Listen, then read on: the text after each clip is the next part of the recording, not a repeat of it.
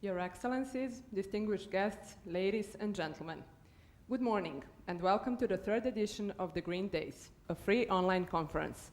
I'm Bojana Mučalica from UNDP Montenegro Country Office, and it's a great pleasure for me to be your host today. Before we get started, let me share with you a few technical inputs. Working languages of the conference are English and Montenegrin. Interpretation is available to all registered participants who joined us on the conference Zoom call. To activate this option, click the interpretation icon at the bottom of your Zoom screen and select a language channel. Before you ask, Zoom does not list Montenegrin as one of the available languages, so we had to be creative. Choose English if you need interpretation in English, and Spanish if you need interpretation in Montenegrin. Once you choose your channel, you will hear the translated audio, and you can also choose whether you want to hear the original audio at a lower volume or not. Finally, this is an online conference, and if technical issues happen, please stay with us, and we will do our best to resolve them as soon as we can. Now let's get started.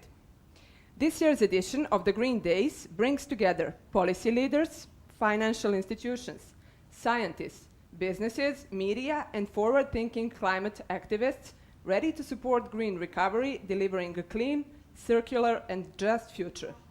It's a great pleasure for me to announce our first speaker today, introducing the topic Climate Promise and Green Recovery, Ms. Milena Lipovina-Božović, State Secretary at the Ministry of Economic Development.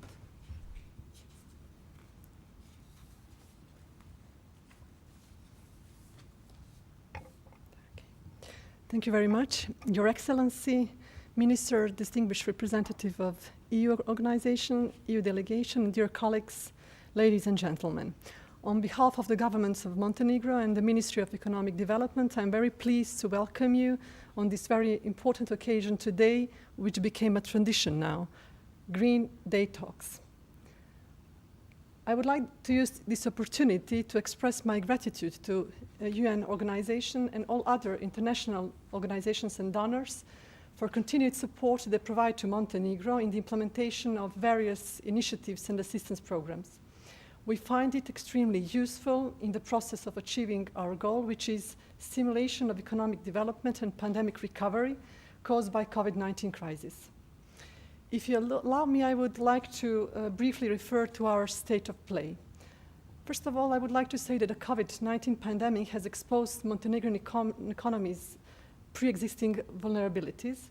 In the 2020, Montenegrin economy was gravely hit by pandemic and the global crisis that followed, especially within the tourism sector, which has been particularly affected. This resulted in simultaneous weakening of both external and domestic demand. Since our economy is mostly service-oriented, businesses from this sector immediately felt consequently of this crisis. More than half of the service-oriented businesses recorded 75% lower sales. And once again, all that is confirmed the necessity of improving our economy on its way to sustainable growth. As we all know, this year are celebrating the 30th anniversary of the adoption of the Declaration of Ecological State. Work on preservation of Montenegro as ecological state reminds us all collectively and individually, and it's the best occasion to discuss this very important environmental issue in the context of further economic development. And it's a big challenge for Montenegro, but also the huge opportunity, since investing in green economy and environmental protection is an investment in future. Let me also remind us on some important strategic documents and the key priorities of the government. First of all, the UN Socio-Economic Response Plan to COVID-19, Montenegro emphasizes the need and opportunity for green transition. It also points out further enhancement of national capacities to design new policy measures for supporting small businesses, particularly women and entrepreneurs. Montenegro committed to develop policies, programs, and undertake necessary action to increase administrative capacities to achieve goals of industrial strategy for a globally competitive green and digital Europe, but also capacities for implementation of green agenda for Western Balkans. I will remind you that in December of 2018, Montenegro opened negotiation in Chapter 27, Environment and Climate Change, as one of the most significant in our negotiation process. We have set an ambitious goal of reaching EU environmental standards as a high priority of the country. As we all know, Montenegro also adopted several most important horizontal strategic documents: EU Accession Program, Economic Recovery Program, and National Sustainable Development Strategy. All these documents recognize green economy and sustainable development as priorities. According to National Strategy for Sustainable Development for the period after 2030, employment growth in Montenegro will rely on green economy via process of greening current jobs. One of the most important things will be green transformation of sectors with greatest potential for the future creation of green jobs. All these priorities are well identified in Smart Specialization Strategy, with the main goal to modernize and increase the competitiveness of the Montenegrin economy by concentrating on the three vertical priorities and one horizontal: sustainable agriculture and food value chain, energy and sustainable environment, sustainable and health tourism, and horizontal one, which is ICT sector. By the beginning of this mandate, Montenegrin government, relying on the EU integration process, intends to base its work on 7 development pillars, among which is one green economy as one of the main priorities. Against this backdrop, the strategic development objective of Montenegro is defined as smart, sustainable, and inclusive economic growth. Therefore, it is very important to mention that one of the main documents, which is under the preparation within the Ministry of Economic Development, Economic Recovery Program, involves green component and identifies the opportunity for directing our economy in that way, toward green transition. Our ministry is also working on establishments of Credit Guarantee Fund as an institution which will support and finance many other projects, among which the green one will given the priority. So green financing, enabling the companies to base and develop their business on that model will be one of our priorities. Green and digital transition are increasingly referred to as a twin transition.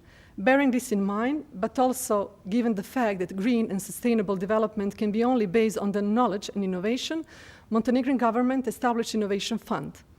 The aim of the fund is to provide financial support to innovative ideas and therefore to direct Montenegro toward technology development.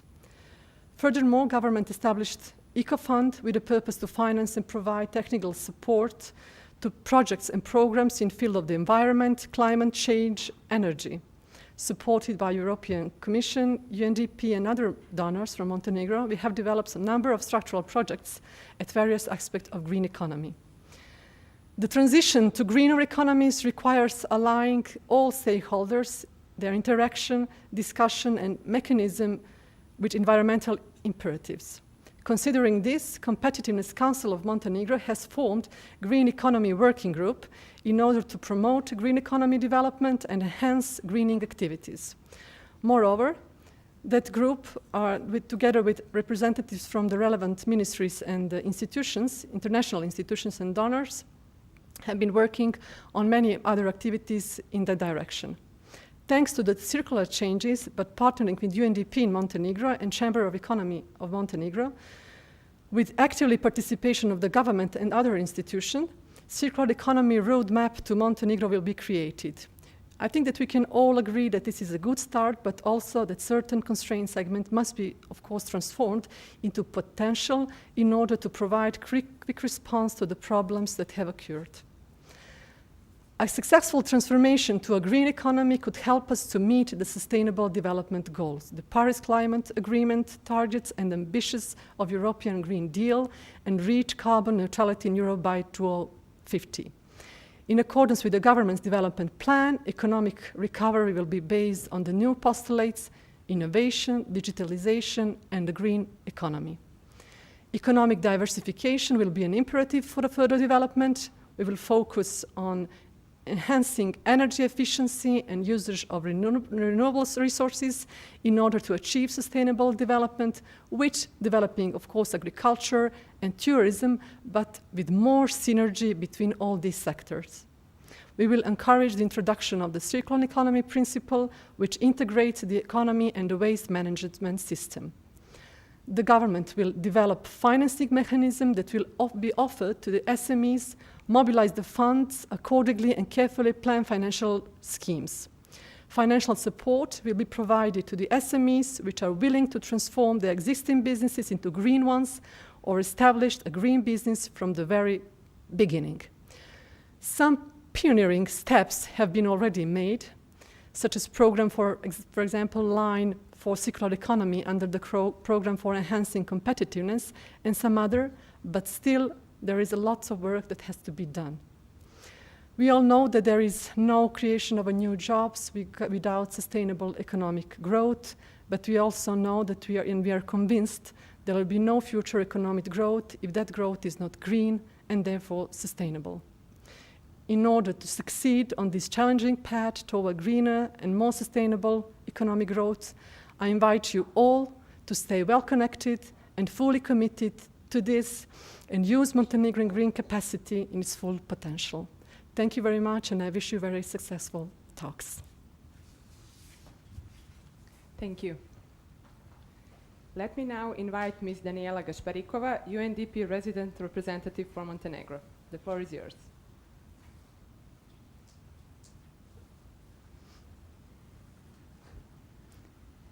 Your Excellencies, ladies and gentlemen, dear partners, on behalf of United Nations Development Programme, I'm pleased to welcome you to the 30-year edition of the Green Dialogues.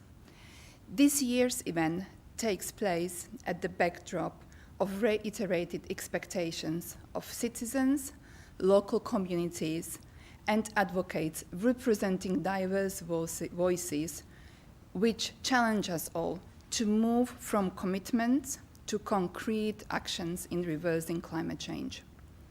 To this end, also recently published report of the Intergovernmental Panel on Climate Change is unequivocal in its conclusion. Human activity has caused a vast damage to the planet, and it's only through the human activity and the choices that we make today that we can reverse the course on which set the planet to increase its temperature somewhere between 1.5 to 2 degrees centigrade already in the current century.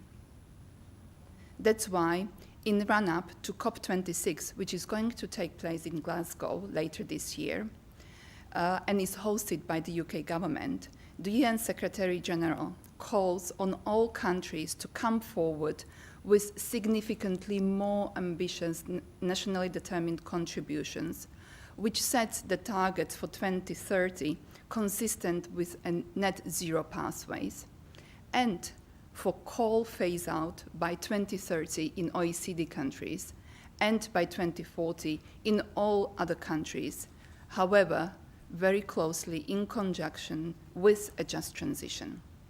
To this end, I'm very pleased that the government of Montenegro has recently committed to decreasing the greenhouse gas emissions by 35% by 2030, aiming for decarbonization, which implies transforming the energy sector, transportation, and its industry. As part of our climate promise, United Nations Development Programme is committed to continue to work with the government and the partners, and to provide support towards revising the nationally determined contributions even sooner than in 5 years' time, and with even more ambitious reduction targets. This is important because champions leading the way with positive examples of systems transformation send a strong signal to all of us around the globe that the change is truly possible. Montenegro, at the same time, how many countries have contributed the least to the rising global temperatures. Despite that, unfortunately, it is bound to face consequences also of the climate change in decades to come, and potentially undesirable domino effect on human well-being, health, and economy. That's why we must also take the action to adapt and build resilience to potential future impacts of human and nature-induced hazards with an ultimate goal to protect lives and prevent losses and damages to the infrastructure which is funded today. In doing so, the argument about somehow higher upfront cost is a valid one. However, already today the experience tells us that the climate-smart investment do outweigh these upfront costs already in the medium term. The formulation also of the country's national climate adaptation plan, which is starting in earnest, is in that regard the opportunity to set the baseline for making such smart adaptation investment choices. As we move from the rescue to recovery phase of the COVID-19 response, public policymakers and private sector now have also an opportunity, as was already said by the State Secretary, to accelerate such investment, which, while already underway, are still not happening at the speed and scale required. As important as mobilizing governments is, however, relying on them solely to solve the climate problem without the cooperation of private sector is a losing proposition. While more than 95% of companies in Montenegro are small and medium-sized enterprises, bulk still of its economic value is actually created by a few larger companies. Hence, the key question for Montenegro is, how do we get this diverse group of economic and public actors that define the vast majority of our economic decisions every day to be aligned with, supported, and ultimately incentivized by the government to be part and contribute to the solutions that reverse the current cause of climate change, rather than assuming that the government or state alone will fix the climate change problem or cover the cost of environmental cleanup or cover the cost of the health triggered by deteriorating environment.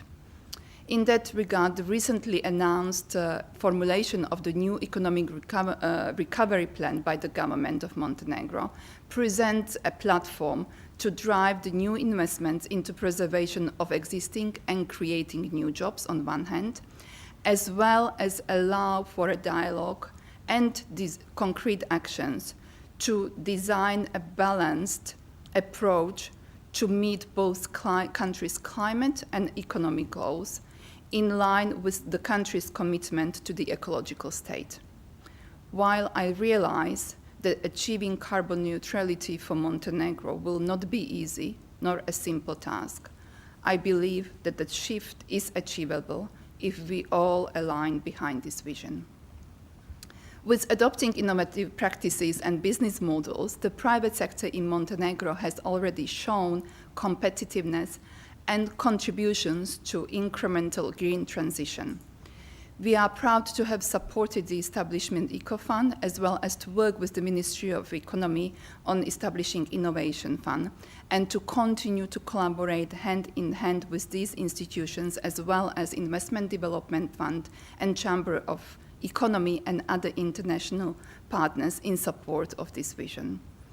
At the same time, I also very much look forward to work with the ministries whose representatives are also joining us today, in addition to the Ministry of Economy, Ministry of Finance, Ministry of Ecology, and Ministry of Capital Investment, in particular in designing the solutions that will drive the vision that strives for green, low-carbon future, where economic growth doesn't come at the cost of nature and where no one is left behind. Thank you very much, and I wish you a very fruitful conversation today. Thank you. I am honored to invite Her Excellency Karen Maddox, British Ambassador to Montenegro, to address you.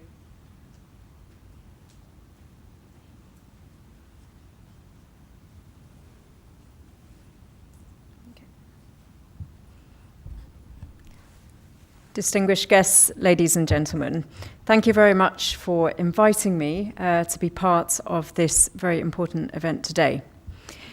The UK is hosting the COP26 climate change conference this year in November in Glasgow. So the UK as a nation has a responsibility not just to do our own part to tackle the problem, but also to lead the world to make the necessary changes to keep global warming below 1.5 degrees. Right now, the international community is not on track to meet that goal. Even if we achieve all of the Paris Agreement goals, this would result in global temperatures rising by more than 3 degrees by the end of this century, causing catastrophic flooding, wildfires, extreme weather events, and loss of many species. And I find this terrifying. We have made some progress to prevent warming of 3 degrees, but the UK ambition goes much further. We believe that we must not give up on a target to keep global warming to 1.5 degrees. This requires the world to halve its emissions over the next decade and reach net zero carbon emissions by 2050.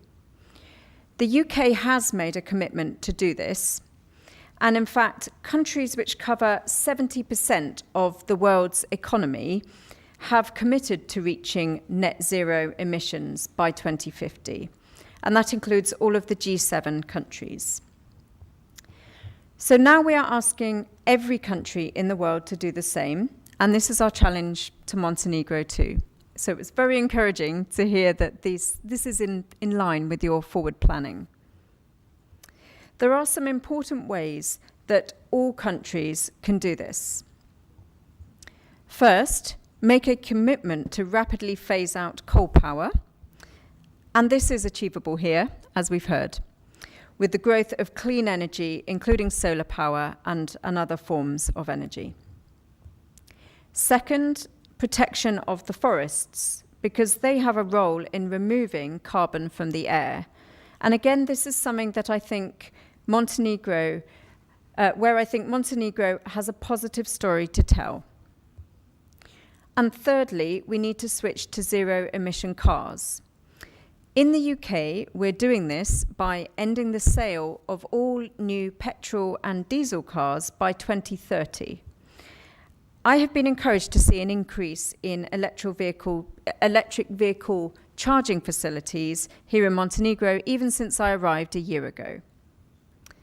It should also be relatively easy, I think, for municipal governments to shift to electric vehicles for public transport, including buses, for example, which could just be phased out with any new fleets being electric. The common factor in all of these requests is that they require engagement not just from the Ministry of Ecology, but also other ministries, and especially finance and economic development. So I'm very encouraged that we have the State Secretary from the Ministry of Economic Development speaking at this session today. We've just heard from her. And other senior participants from the Ministries of Finance and also Capital Investments later on. All of the decisions that these ministries make have an impact on Montenegro's environment and its ability to meet its climate commitments. This doesn't just mean making the obvious investments needed in, for example, clean energy power plants, but it also means making sure that planning regulations do not allow for forests to be cut down or for new fossil fuel power plants to be built. And we need private businesses to make better decisions to protect the economy. And we want banks to commit to green investments. Private companies might need a financial stimulus or some new legal regulations to do that. Globally, this requires a shift in the world's economy. But locally here in Montenegro, at the simplest level, it means that those ministries with responsibility for the country's budget and spending should be involved in designing Montenegro's climate commitments. So I'm very encouraged to hear that that's exactly the case. My challenge to Montenegro and to its government is to create a green budget, perhaps even this next financial year. Call it a green budget. And there will be resistance to this. There will be claims from many people that this country can't afford to be green after the financial losses of the last 2 years. But ultimately, long-term economic growth and sustainability, especially for a country that relies so heavily on its natural beauty for a large part of its income, can only happen if you have green policies and principles as your basis. This isn't just talk. In the UK, between 1990 and 2019, our emissions decreased by 44%, and our economy at that same time grew by 78%. The low-carbon sector and its supply chain now provides nearly 500,000 jobs in the UK. And our ambition is to create 2 million green jobs in the UK by 2030.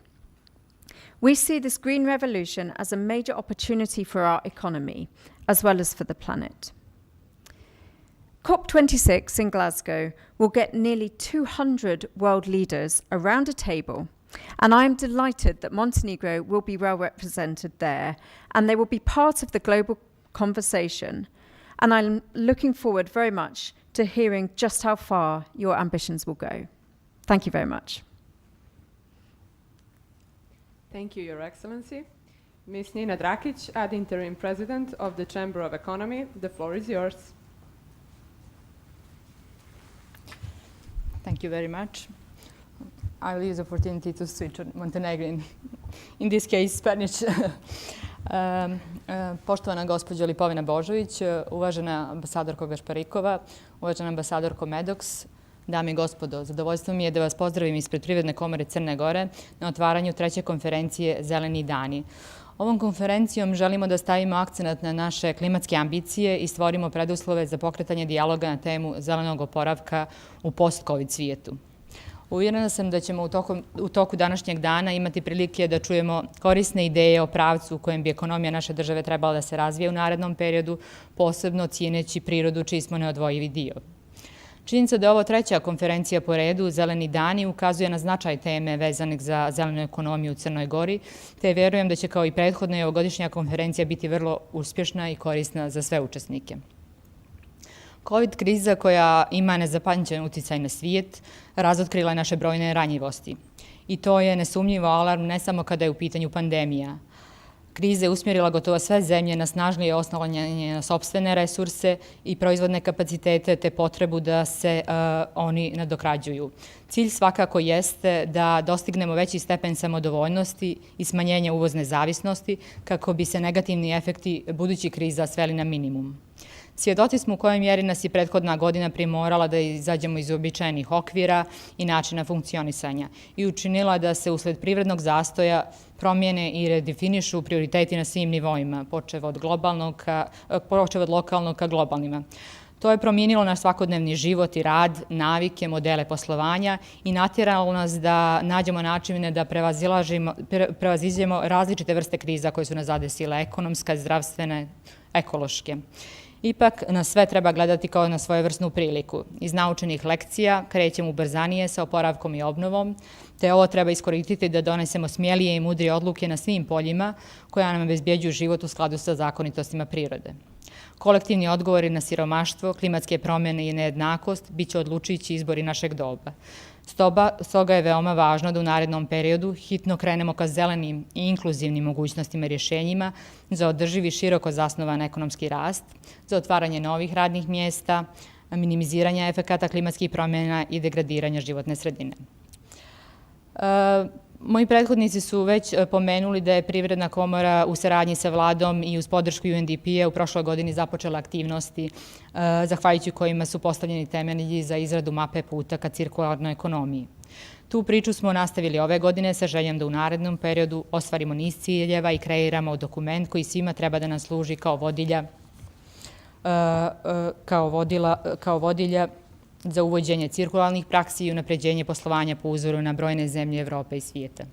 Naše cirkularno putovanje fokusirano je na angažovanje svih zainteresovanih strana radi boljeg razumijevanja trenutnog stanja, kao i na zajedničko istraživanje potencijala za implementaciju načela cirkularne ekonomije i poslovnih modela u skladu sa tim. Naša ambicija je da ovim dokumentom doprinesemo da Crna Gora implementira zelena rješenja. Tako ćemo sredstva dostupna za zelenu tranziciju investirati na pametan i efikasan način u jačanje ekonomije, očuvanje prirode i dobrobit svakog građanina. Iako smo zbog pandemije bili primorani da realizaciju većinu do sada sprovedenih aktivnosti preselimo u virtualni svijet, uspjeli smo da zadržimo punu pažnju kompanija i institucija koje učestvuju u ovom procesu. Nadam se da će učesnici današnje konferencije nakon održanih prezentacija i panela biti u prilici da bolje sagledaju prednosti zelenog oporavka i cirkularne ekonomije i pruže još dodatan doprinos budućem radu na implementaciji mape puta. Uz prethodno navedeno učešće Privredne komore u radnoj grupi za zelenu ekonomiju koju je formiralo Ministarstvo ekonomskog razvoja o kojem je govorila državna sekretarka, te naš aktivan doprinos nacionalnim i regionalnim inicijativama i projektima u oblasti zelene i cirkularne ekonomije nesumnjivo potvrđuju opredjeljenje i vjerovanje nas kao institucija da je ovo pravac koji Crna Gora treba da slijedi definitivno. Tema ovogodišnjih zelenih dana veoma je važna u času kada naša država razmišlja o redefinisanju razvoja, o oporavku, o diversifikaciji ekonomije, na što smo kao Privredna komora više puta ukazivali. Klimatske promjene i zeleni oporavak prevazilaze nacionalne okvire i aktuelne su teme na najvažnijim evropskim i svjetskim adresama. Upravo zbog toga je Evropska unija odlučila da oporavak ekonomije od posljedica pandemije bude u skladu sa Evropskim zelenim sporazumom, a kada su balkanske zemlje u pitanju sa zelenom agendom za Zapadni Balkan. Ova ključna dokumenta koja je usvojila Evropska komisija prati i implementacija brojnih programa kojim se opredeljuju značajna sredstva za sprovođenje strukturnih reformi, a odnosno se na zelenu i digitalnu transformaciju, energetske i klimatske planove, inovacije u ovim oblastima i pravednu tranziciju. Najbolji način da se pozabavimo ovim pitanjima je upravo davanje prioriteta zelenim ulaganjima u oporavak od COVID-19, ulaganja koje podržavaju održivo korišćenje resursa, koriste čistu i efikasnu energiju, rješenja zasnovana na prirodi i koja ne štete životnoj sredini. To je nešto što podržava održive poljoprivredne prakse, stvara zelene i otporne ekonomije, države i gradove, a od nas zahtijeva da unaprijedimo vezu između naučne i poslovne zajednice, te da inovativno stavimo u funkciju ekonomskog napretka i održivog rasta i razvoja. Ukoliko smo odlučni u stavu da naš pristup i modele razvoja moramo mijenjati i unapređivati na liniji mnogostruko veće resursne efikasnosti, onda je neupitno i to da moramo raditi na inovativnim kapacitetima u svim oblastima, pospješivati i njegovati povoljnu investicijnu klimu i praviti prodore na tom polju i to u što kraćem roku. Naš odgovor na COVID-19 i način na koji budemo radili na oporavku i daljem razvoju crnogorske ekonomije ključni su za agendu 2030 i Pariški sporazum čiji smo potpisnici. Odluke koje sada donosimo imaće uticaje u narednim decenijama, a državne i međunarodne institucije, privrede i donatori civilno društvo sada moraju raditi zajedno kako bi pokazali liderstvo, sposobnost i želju za zelenim oporavkom usklađenim sa ciljevima održivog razvoja.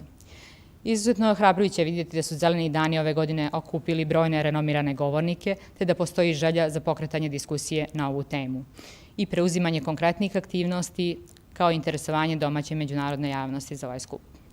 U pozivu za učešće na ovoj konferenciji ističe se da svijet ima priliku bez presedana za restrukturiranje ekonomija koje su pravične, otporene i prilagođene na klimu. Stojimo na pragu transformacionog trenutka u ljudskoj istoriji koji će buduće generacije identifikovati kao ključni, onaj kojim smo prešli iz jedne ere u drugu. Zeleni dijalog je namijenjen svima nama koji želimo da iskoristimo upravo ovaj trenutak i budemo praktičari pozitivnih promjena, dijelimo strast prema stvaranju održivije budućnosti i korišćenju mogućnosti za bolju izgradnju kroz oporavak. Ovo je razlog više da danas razgovaramo o redefinisanju razvoja, a i pravi moment da nam zelena ekonomija i djelovanje postanu način života. U nadi da ćemo zajedničkim snagama uspjeti ostvarivanje ovog izuzetno ambicionog cilja, zahvaljujem vam na pažnji i želim uspješne razgovore. Hvala.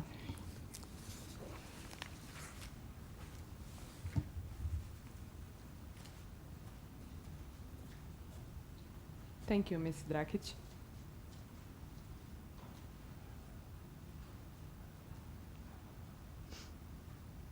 The climate crisis affects us all, and even though people are increasingly aware of their carbon footprints, a real transformational change should come from the top. Our first panel will answer the question where we are and do we have a broad consensus on our climate ambition.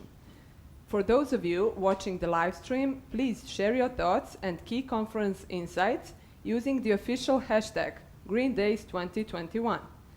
The panel moderator is Ms. Laura Oltinger, Regional Team Leader, UNDP Regional Bureau for Europe and CIS, who will introduce us to her panelists. Ms. Oltinger, good morning. Welcome to Green Days. Thank you very much. And a warm welcome to everybody to panel one, where we will unpack where we are on the climate ambition and whether we have a broad consensus on this issue.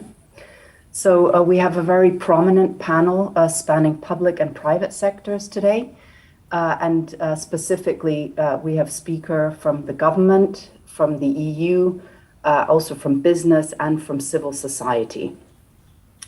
So I'm very pleased to introduce the panel today, the different panelists. And we'll start with Mr. Danilo Mrdak, who's the State Secretary for Ecology, the Ministry of Ecology and Spatial Planning and Urbanism. Mr.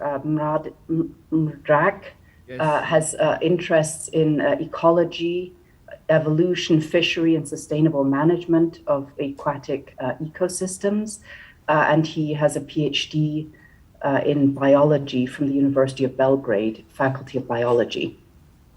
Our second speaker will be Ms. Elizabeth Campbell. Ms. Elizabeth Campbell is a senior expert with 15 years of professional experience on climate change mitigation. Now she provides consultancy services, mainly to international public bodies, reporting to the UNFCCC to implement the Paris Agreement and to align to the EU climate and energy policies and the Green Deal. This includes the preparation of the greenhouse gas emissions inventories, development of climate strategies, and the monitoring of progress. Our third speaker will be Mr. Yngve Engström, who's the head of the cooperation at the EU delegation in Montenegro. Mr. Engström has worked for the European Commission since 1996 and has more than 20 years of experience across the different portfolios, including the EU enlargement process. Since September 2021, he has been serving as the head of the cooperation in Montenegro, overseeing the programming and implementation of EU pre-accession support. Since prior to this posting, he held equivalent positions in Serbia and in Albania. And before that, he headed the Regional Cooperation and Program Unit within the European Commission's Directorate General for Enlargement in Brussels. Mr. Engström holds a master's degree in business and public law from Gothenburg University and is a Swedish national. Our fourth speaker will be Ms. Azra Vukovic from the NGO Coalition 27. Ms. Vukovic holds the position of director of NGO Green Home, and from 2016 to 2020, she was director of the National Parks of Montenegro and the president of the steering committee. And prior to this, she worked for many non-governmental organizations dealing with nature and environment protection. Ms. Vukovic holds a master's degree in ecology at the Faculty of Mathematics and Natural Science in Sarajevo. And last but not least, we have Ms. Slavica Pavlovic, the head of associations at the Chamber of Economy. Ms. Pavlovic works closely with all the various business associations in Montenegro and will provide the business perspective. Between 2017 and 2020, Ms. Pavlovic was the general director for fisheries at the Ministry of Agriculture, Forestry and Waters. And prior to that, she was employed at the Chamber of Economy as head of the section for project development. So without further ado, I welcome very warmly the panelists, and I give the floor to our first panelist, Mr. Danilo Mrdak. Thank you, Mr. Danilo. The floor is yours.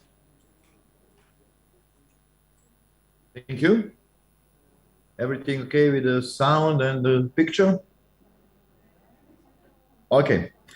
So, dear Excellencies, dear participants, ladies and gentlemen, I would like to greet you on my own behalf on behalf of the government of Montenegro and Ministry of Ecology, Spatial Planning and Urbanism, and thank you for the invitation for this event. Montenegro works hard and is committed to responding to all challenges it faces in the fight against climate change. Montenegro dedicated climate ambitions also means responsibility under the important Paris Agreement.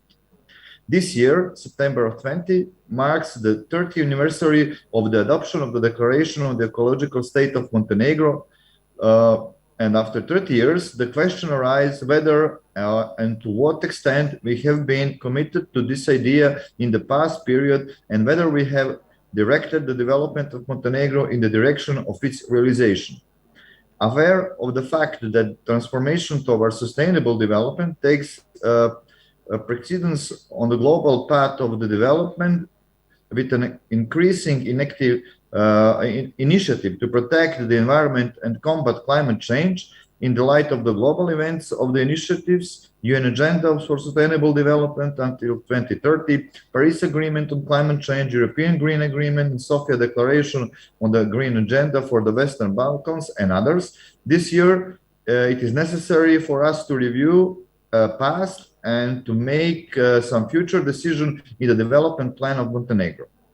Currently, Montenegro has a low emission greenhouse gases per capita, only 1.8 tons of CO2, and we contribute only with a 0.009% globally. And yet, it's taking significant steps to improve the climate change measures and promote green growth and strong economic recovery. Montenegro was among the first in the Balkans to increase its commitment to reduce emission and accelerating the benefits of clean energy, clean technology, and green development. In the June of this year, Montenegro revised National Determined Contribution, NDC, with the aim of decarbonization, which implies the transformation of energy, industrial, and transport sector. This document sets a new target value for the reduction of the greenhouse gases emission by 35% by 2030, compared to the base year of 1990. The derived NDC target is not prepared with the intention of achieving long-term goals, such as climate neutrality by the middle of the century, but it is recognized that this long-term and low-carbon development is needed to support the Paris Agreement and align with ambition with the framework of the Green Agreement of the Western Balkans. Honestly, we are aiming even higher, and we hope that we will reach the 40% of the decreasing of the green gases emission, but this have to be shown by some future analysis. Through the updated national established NDC, a review of the existing policies and measures for all sectors and greenhouse gases is included, especially in light of the new data obtained during the update of the development of the greenhouse gases inventory and projections. Also, national and sectoral strategies, policies, and action plans were reviewed. In addition, adaptation measures to climate change are included, as well as the gender equality issues. With the revision of the NDC, Montenegro sets a new target value of reduction of 35% by 2030, what I said, and a reduction of the greenhouse emission gases by 2,111 kilotons by 2030. The reduction should be achieved through the general increase in energy efficiency, improvement of industrial technology, increase in the share of renewable energy sources, electromobility, and modernization in energy production sectors.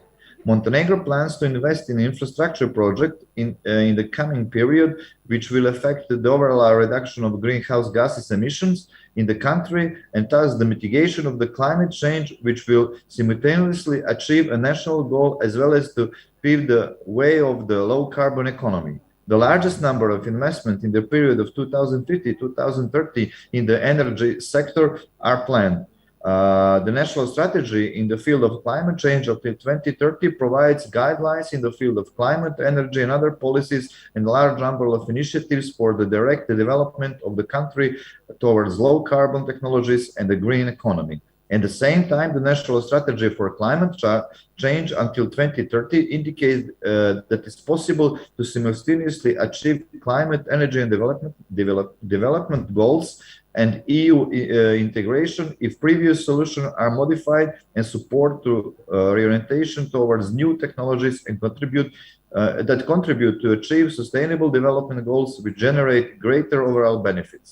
To achieve these goals, the mobilization of the financial resources in the private sector is extremely important, and it can be implemented through the public-private partnerships and through the creation of the favorable conditions for the investment.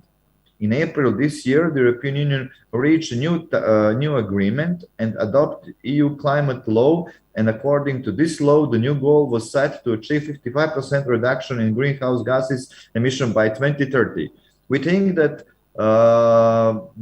by estimating our situation and our economy, energy sector, for Montenegro, even this is relatively reachable. And for us, the biggest challenge will be not transformation of the energetic sector, but the just transformation of the labor market and just transformation of the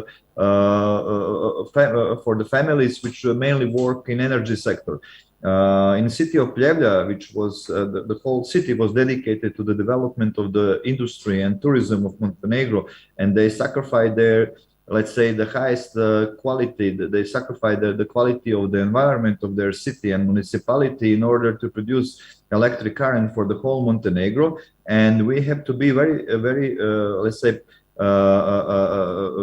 for us, it's challengeable to perform the transition of the coal-based energy sector toward, let's say, gas or solar or wind powered energy sector, because we have to take care for the people of the Pljevlja, because if we stop the coal mine and the thermal plant without any transition and without any, let's say, plan taking care for those people there, it will be like a silver bullet to them, and we cannot do that. So comparing to other countries, for Montenegro, let's say energetic sector will not be an issue. The issue will be the socio-economical sector, and we have to be very careful, and we count on the international partners and for the people from the private sector in order to reach the standards.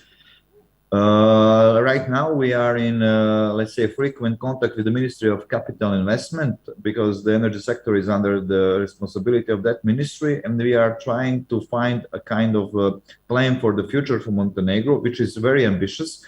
And we hope that we will find the right solution, and maybe we will be kind of the, let's say, most unexpected but good surprise on the international level.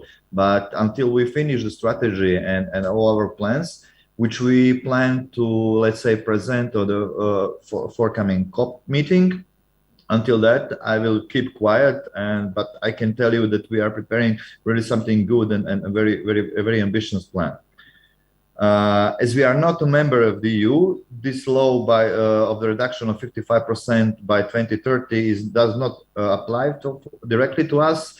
But if we if we bring this plan on the surface and start our business and our, let's say, development according to this plan, we can even achieve much more reduction of the CO2 by the 2030.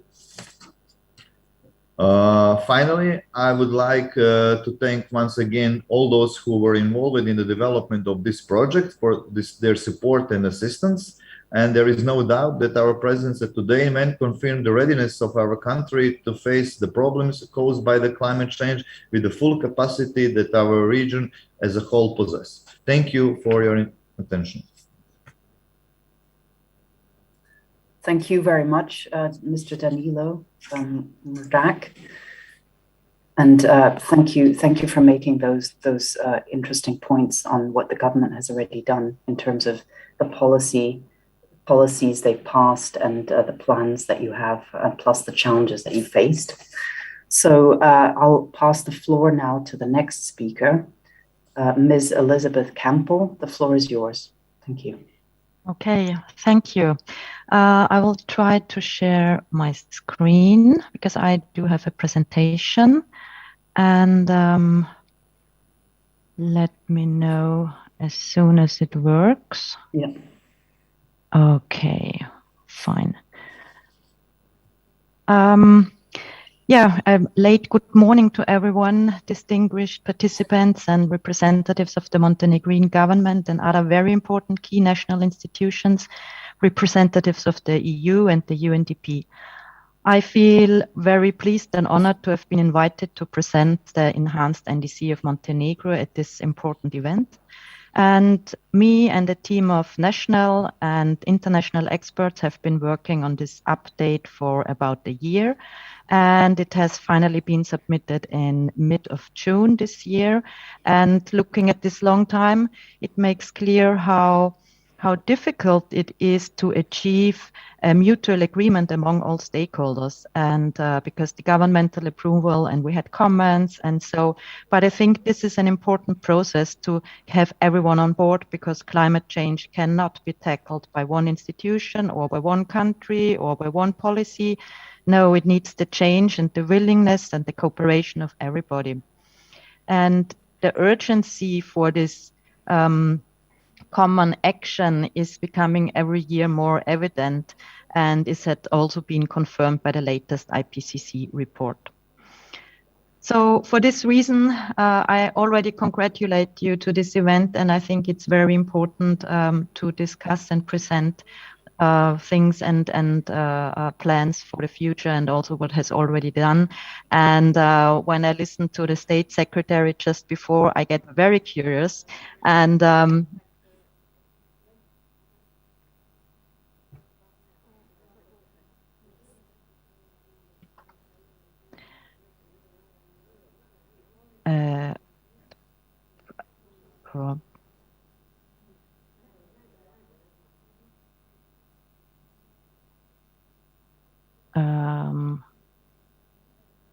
did the slide change? Yes, you could maybe simply put put it on the mode of the slides only. Yeah, it's. Or is it okay now, or is it? Do you see the? Well, the we see all your slides on the left panel plus the text, your speaking notes. Okay, now it's changed without the speaking notes, right? No, not on my screen. Okay. Well, fine. I mean, now it's without speaking notes. I still see the speaking notes. I think what you have to do if you want to change is you have to go out of the screen sharing and then back in. Okay.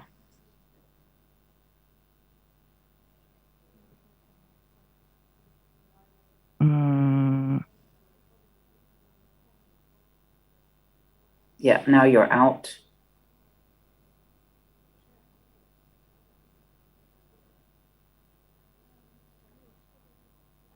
Perfect. Now it's working now. We're where we need to be. Thank you, Elizabeth. Sorry for this interruption. No problem.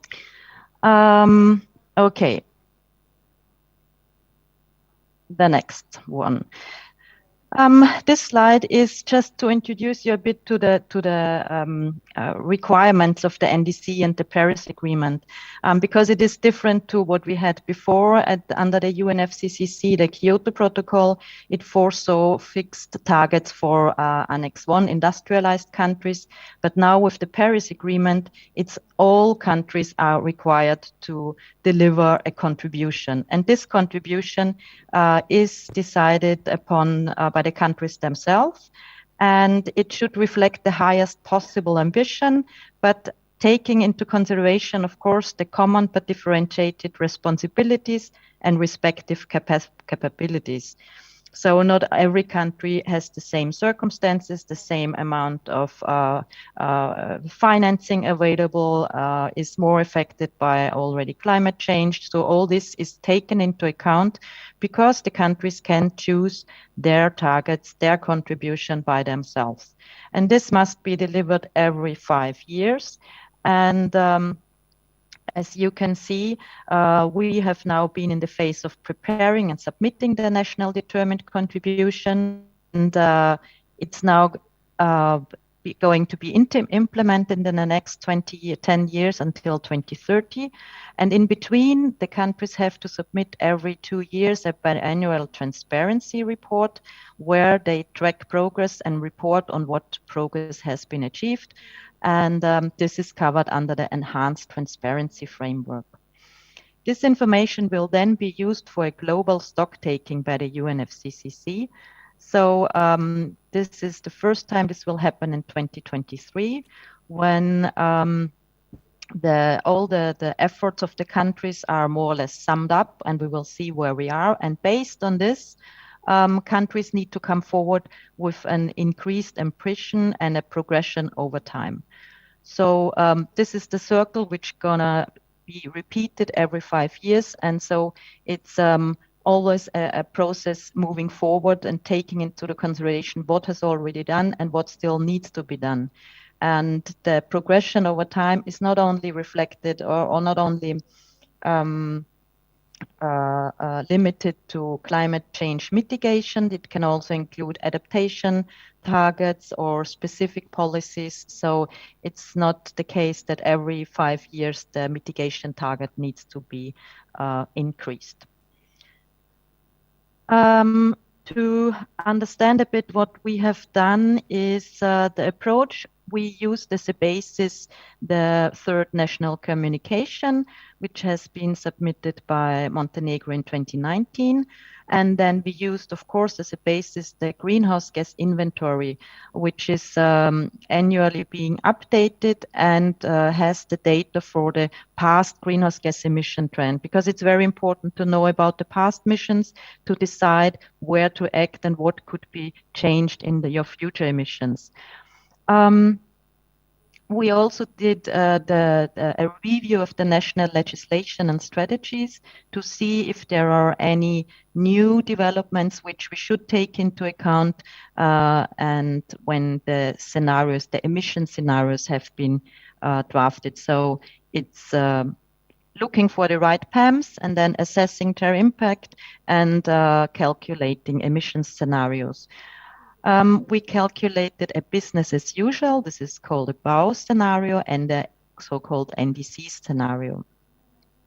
We also, the team of the experts has been supported by national experts on finance, gender and adaptation. And it was an analysis of how gender policies are already considered in the policy framework, how this could be improved. And because this is also a requirement of the UNFCCC to make sure that gender aspects and vulnerable groups are not left behind. So we looked at that, and of course adaptation, and the national adaptation process is still in the very beginning in Montenegro. So the information we provided was just a basic collection of what is there. But with the new GCF project you just started, there will be much more information and actions available for the next update. And all this information we compiled in a so-called background report where you can find more detailed information, and then finally the updated national determined contribution, because this document, which is submitted to the UNFCCC, is a rather short political document and doesn't contain so much background information.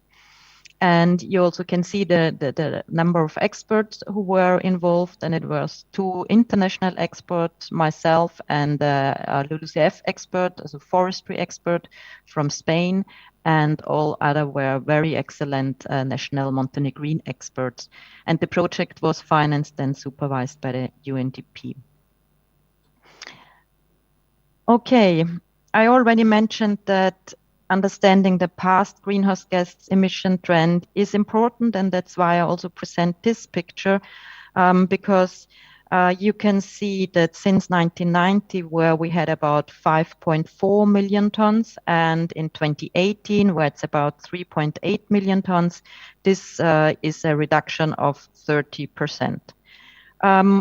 which is already quite an achievement. But when you look a bit closer, you can see that after from 2013 to 2018, there is not much change, and emissions are rather stabilized than decreasing. So there is room for further action. What this graph also shows is, because you have these colored columns, and you can see that the major part of emissions is caused by the sector energy, the blue one. And within the energy sector, it covers also transport emissions. And what is here very important to notice is that in 1990, transport emissions had a share in energy emissions of 20%. And this increased now to almost 30%. So transport emissions are really on the increased and increased over the whole time period of 130%. So there is really, it needs measures to tackle this always steadily increasing emissions. The share of industrial processes decreased, and it's currently dominated by the aluminium production facility and F-gas emissions. Agriculture, the gray one, lost its importance. It has only a share of 4% in the last year, and this is mainly due to reduced agricultural activities and a reduction of livestock. The opposite is true for the waste sector. It increased over the years, mainly because of the higher content of biodegradable waste, which causes methane emission during landfilling. So there is still room for policies and measures. And also what is important is the yellow columns, which go on the negative side. This is the emissions, or it's not the emission, it's the removals, because they are on the negative side. It's the carbon sink of your, mainly of your forestry. And you can see, for example, in 2011, the column, the yellow column, is very small, and this was caused by the forest fires. So this is a very important tool to achieve your carbon neutrality, to keep your forests alive, and to do a sustainable forest management. And also interesting is when you look at the number in 1995, you already almost had carbon neutrality, because the emissions, the negative emissions and the positive emissions, were almost the same. But this was caused by a temporal closure of the thermal power plant in Pleva. But just to make it transparent, you already were carbon neutral, but of course it needs a long-term planning. But I think it's interesting to see. Now coming to the NDC itself, where we look into the future. And here you can see the scenarios we have been calculating. The yellow one is the business as usual scenario, which is based on the existing policy framework, where this is just carried forward, and no major changes are made to the system itself. And the red line is the NDC, the scenario. And it's based on the projections which are planned to be implemented, which are already very concrete, and will show effect until 2030. And with this NDC scenario, we reach a theoretical reduction of 39%. And you can see that in between we have this blue dot. This is the first NDC submitted in 2017, where Montenegro committed to a reduction of 30% compared to 1990, and now it was decided to commit to a 35% reduction. Why it was not at this time we didn't go further, because also there was some of course, uncertainty because of the economic development caused by COVID-19, and we did this projection last year. So it was not at that time how will the economy be developed in the future years, and so. But there is still some room for a progression in the target. And in case you're wondering what the dip is here in 21 and 22, this dip is reflecting the refurbishment of the thermal power plant in Plevia, which goes along with a temporal closure of some activities. And this also outlines how important this source of emission is for Montenegro. Okay, now coming to the main policies, what did we take into consideration? And this, in total, this has been 18 measures. In this table, I grouped them. And you can see as the first measure, and I just mentioned it, is the refurbishment of the thermal power plant, which is running on coal. And it still will run on coal because this is what is available in Montenegro. And as we also just heard, it is a very sensitive decision what will happen with this coal power plant because of the social consequences. And this must be a principle that no one is left behind. But still, it needs to be discussed because coal is not the way to go forward. And as you saw, the refurbishment has a short-term very large reduction, but on the long term, of course, it will still emit, and this needs to be looked at and discussed further in the national context. The impact of carbon pricing, which goes along with the introduction of the emission trading scheme, will bring the largest reduction. And then, of course, the renewable power plants, which are planned already. Also, there are measures set to increase the energy efficiency in public buildings, to introduce energy audits, and to support private house owners to make their home more energy efficient. In transport sector, as I already said, this is a key sector because it always has been increasing and it will continue to do so if we don't counteract. And here the only measure is the introduction of electric and hybrid vehicles. And I think it needs full mobility concepts to attract people to use the public transport and reduce the individual motorized transport. In industry, it's the aluminium facility, which will contribute to reductions and the reduction of HFC F-gas emissions due to the implementation of the Montreal Protocol. In the waste sector, the measures should lead to reduced landfilling of bio-waste because bio-waste emits the CH4 methane, and also improvement to the sewage system will contribute to less emissions. What you can see also is that there are no policies for agriculture and forestry. Agriculture is not such an important sector, but still it's like you have introduced organic farming, and I think this could be also presented as a policy, as long as there is like the basic and also the data available. For forestry, I already mentioned the importance of the forestry sector, and this really needs to be developed further to set a forest strategy and to have the measures how the forest can be sustainable, managed and protected.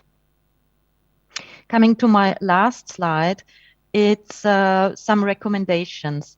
It's to strengthen the institutional capacity. And because I worked closely also with the greenhouse gas inventory, and this is a basis to really track progress and to identify your potential for reductions. And the better and the more reliable and robust your greenhouse gas inventory is, the easier you will have it in implementation and planning measures. So this is something important. And then, of course, the mainstreaming of actions across policy sectors. And I see it is very important, and that's what already happening also with events like this, that the different ministries are working together, sitting together and looking for solutions. And making sure that no one is left behind. And this is a discussion process, and it takes time, and that's fully okay, because climate change is not easy to solve. To avoid lock-in effects, like now the refurbishment of the thermal power plant, it is a large investment in a technology which is not fit for the future, for a climate neutral future. So it needs to be looked how, if this is needed, and how this can be put into a carbon neutral way in the coming decades. I already mentioned the necessity of a forest strategy, because this is the strength of Montenegro, the forests, and they really need to be protected, and this must be made sure. The National Adaptation Plan, which has just started being developed, and of course then setting the adaptation measures will be key. And I think this is also has already been mentioned, that the carbon neutral development path, and to see if and how climate neutrality can be achieved by 2050. And the last recommendation is that now we have this NDC target, and it now also is important to not only put it aside, but really make sure that it's implemented. So you will get there where you want it, and not notice a few years before 2030 that you are not on track. So, but I feel very confident that you're going to make it, with everyone working together. And I really thank everyone who has contributed to the preparation of the NDC. And I encourage you to show leadership and take measures to make Montenegro carbon neutral. And the future generation will thank it to you and to everybody. Thank you for your attention.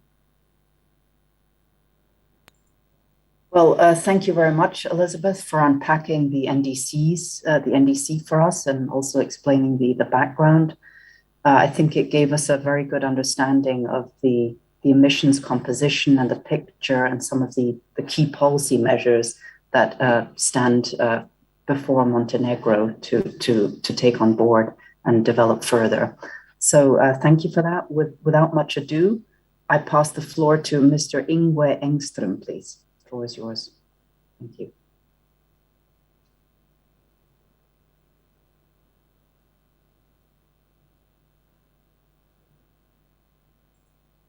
Sorry, okay. You're on mute. Okay, I think it was double actions on the technology. So thank you very much, and for the introduction, and for being here today. I'm just arrived in Montenegro, but as you described before, I've been working with the Commission for quite some time, and a lot in this region, including with Montenegro, but from a Brussels perspective in the past. I'm about to explain a little bit the background on how the EU is working on the challenges caused by climate change, pollution, and other obstacles to a greener world and a greener economy. And what we introduced with the new Commission, which has been maybe been put in the background of the COVID crisis the last year, but it is kind of increased its importance even with the COVID crisis, and showing the vulnerability of the world that we live in. And what we have is what is called the European Green Deal. So if I shift to the second slide in the presentation. It's a slide showing the multitude and holistic way that the Commission has proposed to work, and the EU has agreed to work on climate change and for a green economy. And also, I think it fits very well into what the previous speaker talked about, that one has to look at many different issues. It's about pollution, it's about energy, it's about ecosystems, We have the agriculture side, the building industry, steel and cement are very big contributors to climate changes, and the kind of quite drastic increase in the global warming that was also indicated among the first speakers. The British ambassador, I think, gave the real warning that we're on the way to something very, very dramatic if something is not happening. And the EU's proposal and the EU's policy on this is the Green Deal, and it's at the same time as it's setting targets. The current target is that we should have no net emissions of greenhouse gases in 2050, which has been also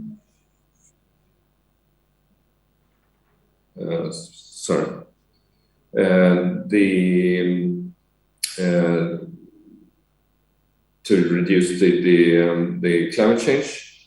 It's also a growth agenda of the EU.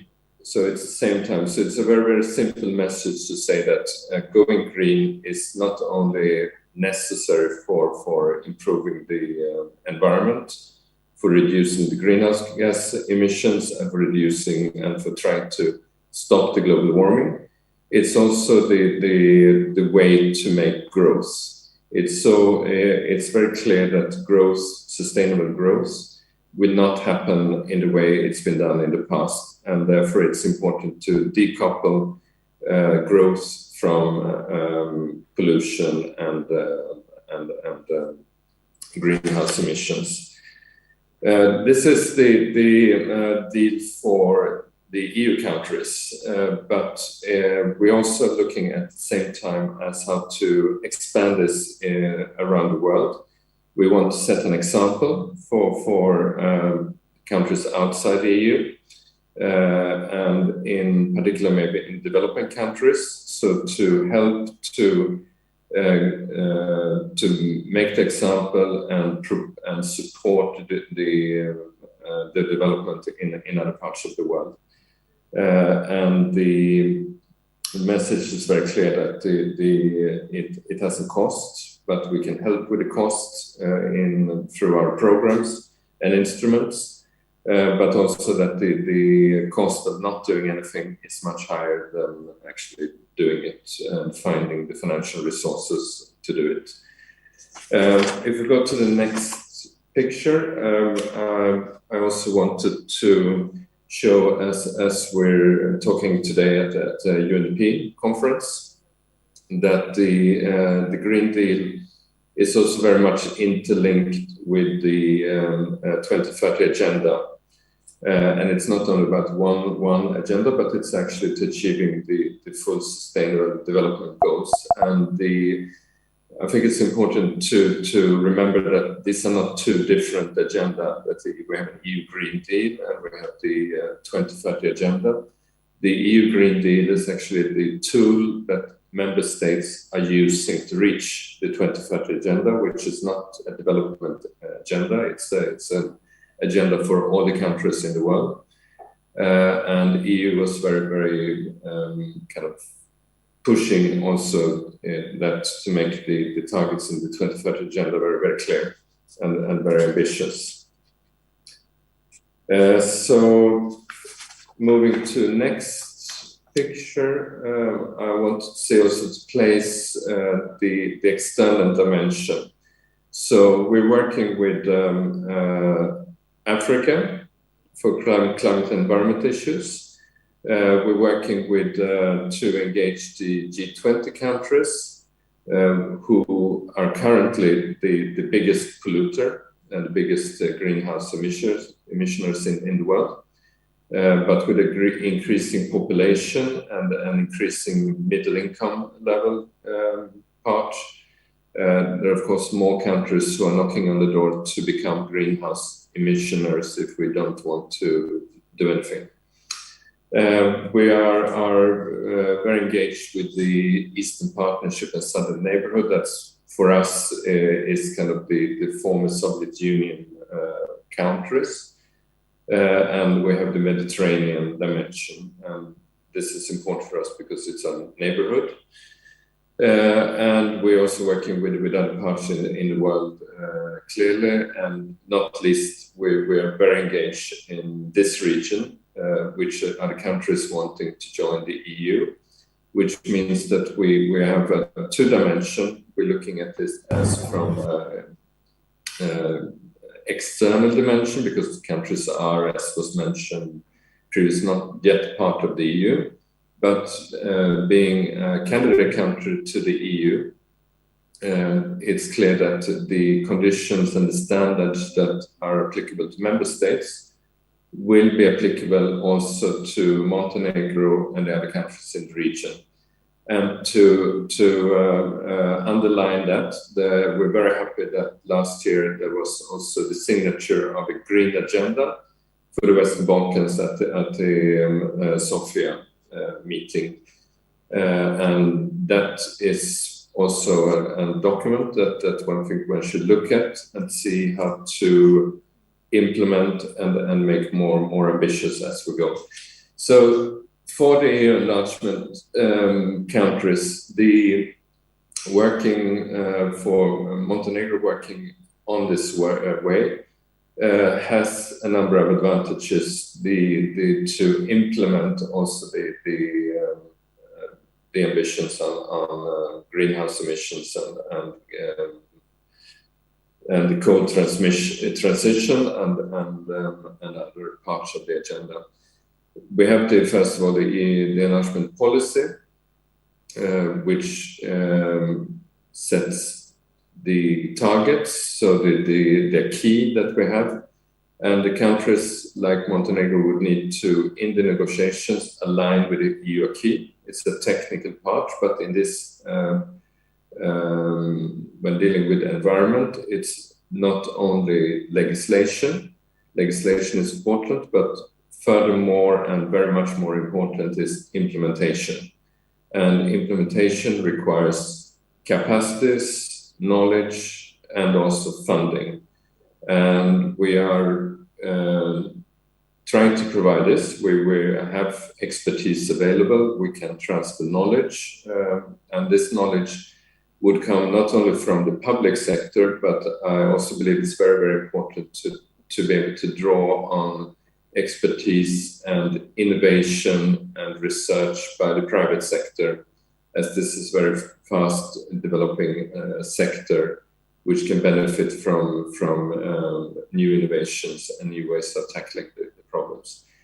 But we're also providing financial assistance in the form of investment grants, and we're doing that very largely together with international financial institutions like EIB, EBRD, and other banks, which means that we can help larger investments at lower cost and also with structured financial solutions, which would make it possible to do the investment now and benefit from them later on when the cost will be very high if nothing is done at the moment.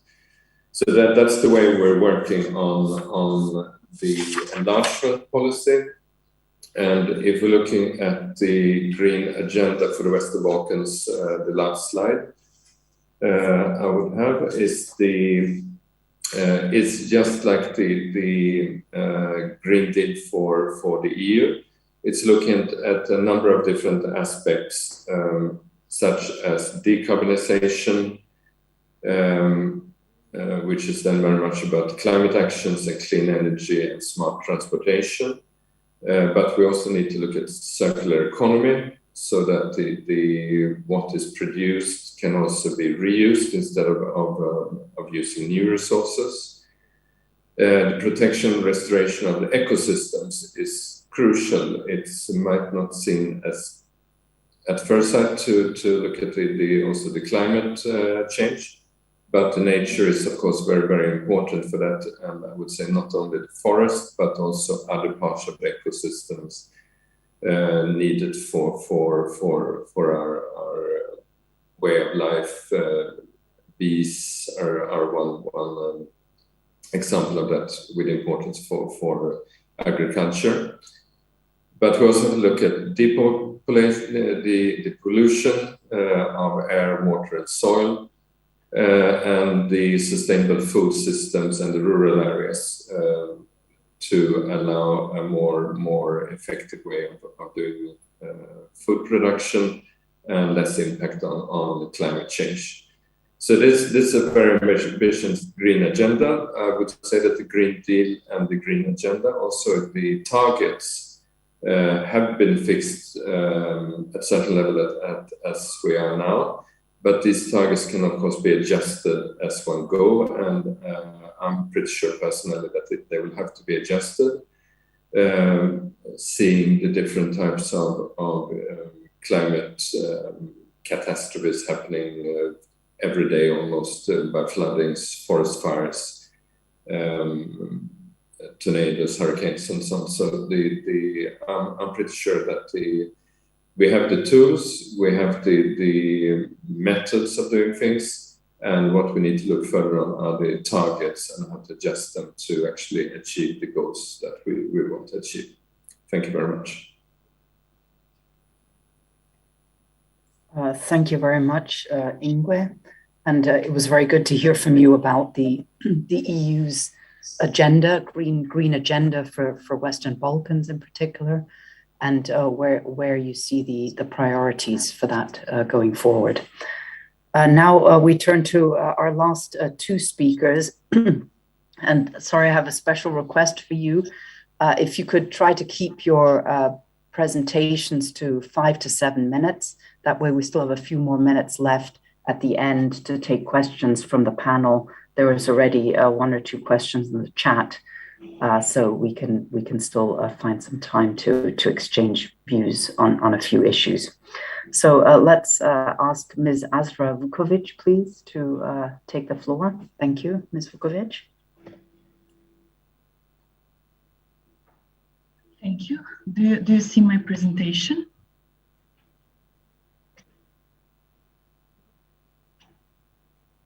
Yes, it's blended in on the, yeah. Okay, thank you very much. Hello to everyone from my side as well.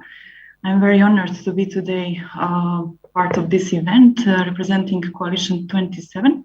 Very short, I will just say that this is the informal network of NGOs. There are 17 NGOs members of this coalition.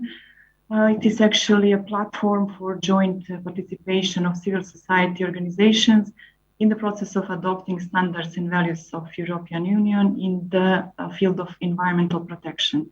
Here on the slide, you can see the names of the organizations which are members of this coalition. In the terms of green recovery, updated NDC for Montenegro is something that we are welcoming in the terms of increased contribution, which was defined. So 35% of reduction of total national greenhouse gases compared to 1990 is something that we are very welcoming. But on the other side, so we still think there is a lot to be done in the terms of achieving this goal.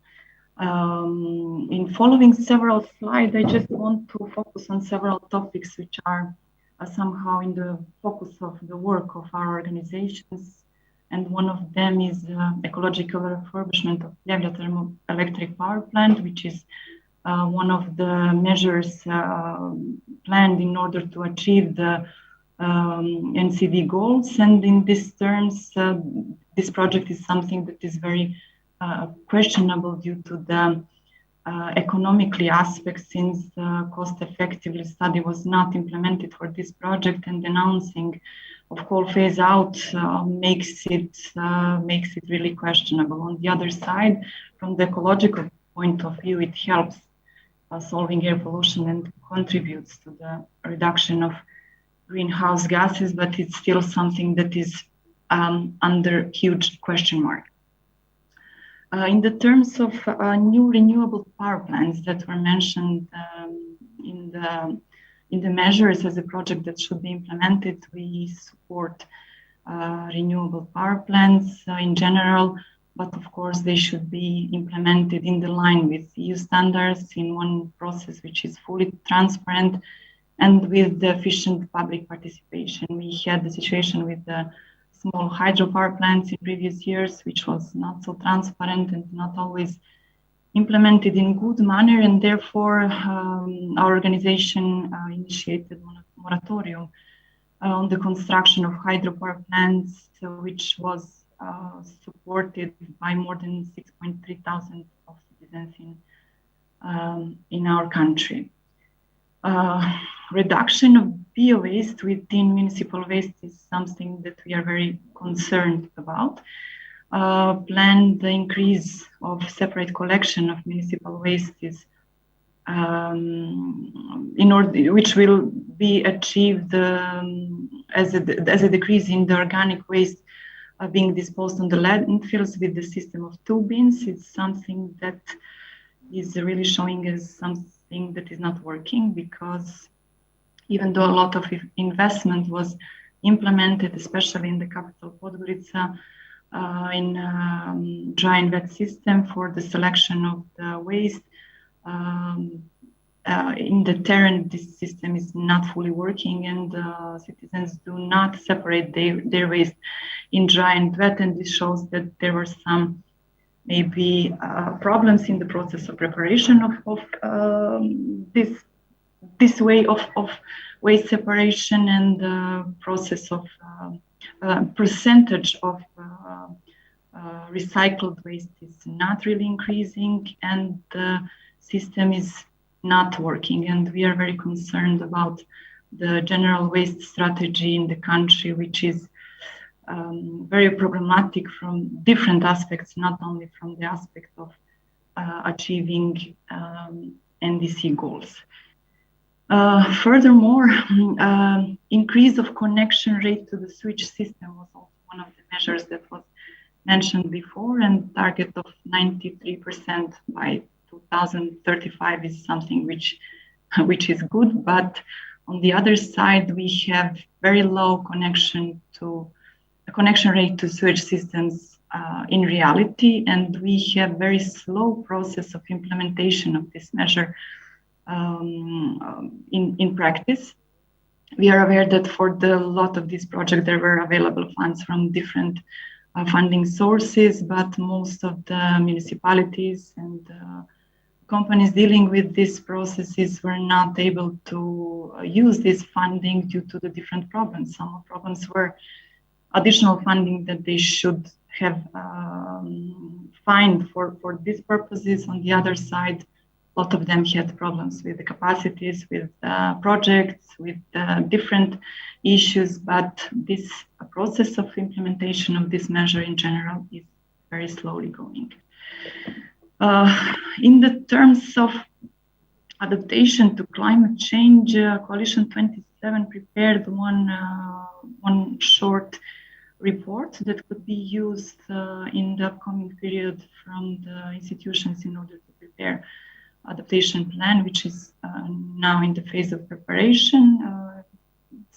Separated in the sectors, I will just shortly go through the adaptation measures that that coalition was proposing in this report, and some of them, for example, in water sector could be rainforest harvesting, treatment of drinking water in households, use of water efficient appliances on larger scale, wastewater treatment and reuse, water losses management, discovering and repairing damage in water supply system, flood hazard mapping and flood warnings.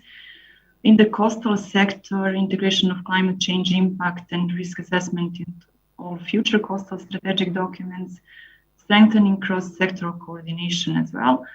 In forest sector, it was mentioned as well as a very important segment of the whole story. So promoting sustainable management of forests is something which is very important, as well as strengthening information and monitoring system, enhanced fire protection and other activities as well.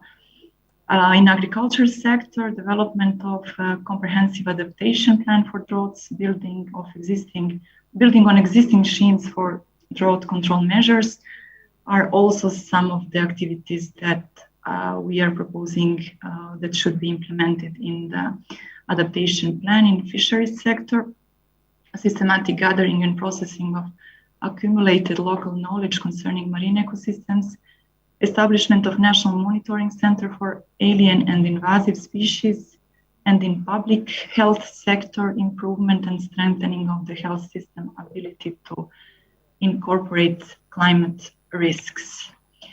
And my last slide, I just wanted to point out several informations that were part of the research implemented during this year on awareness raise, actually on awareness of Montenegrin citizens related to the environmental questions, which can maybe show the necessity to work further on education and awareness raise of all people who should be in different ways involved in the process of green recovery. So 62.5% of citizens said that they would give part of their personal income for environmental protection, but in the case if they are sure that the money would really be used for these purposes.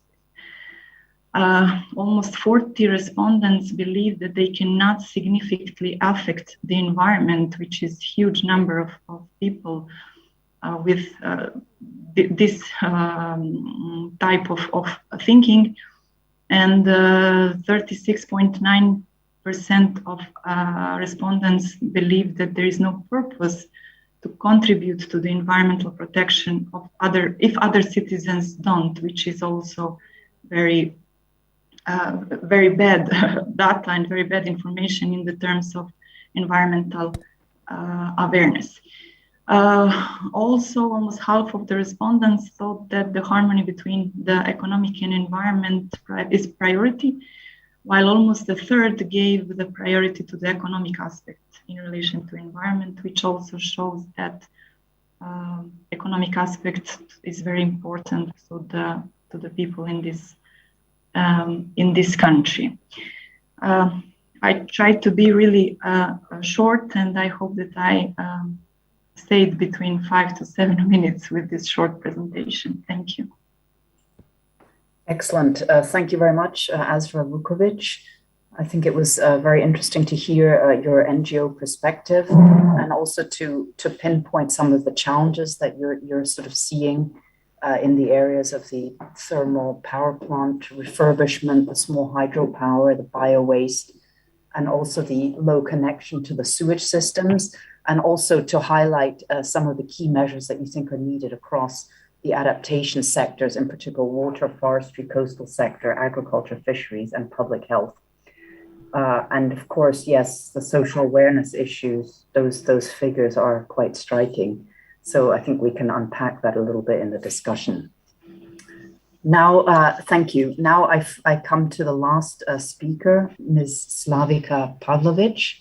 The floor is yours. Thank you. Okay, do you hear me? Yes, perfectly. It's okay.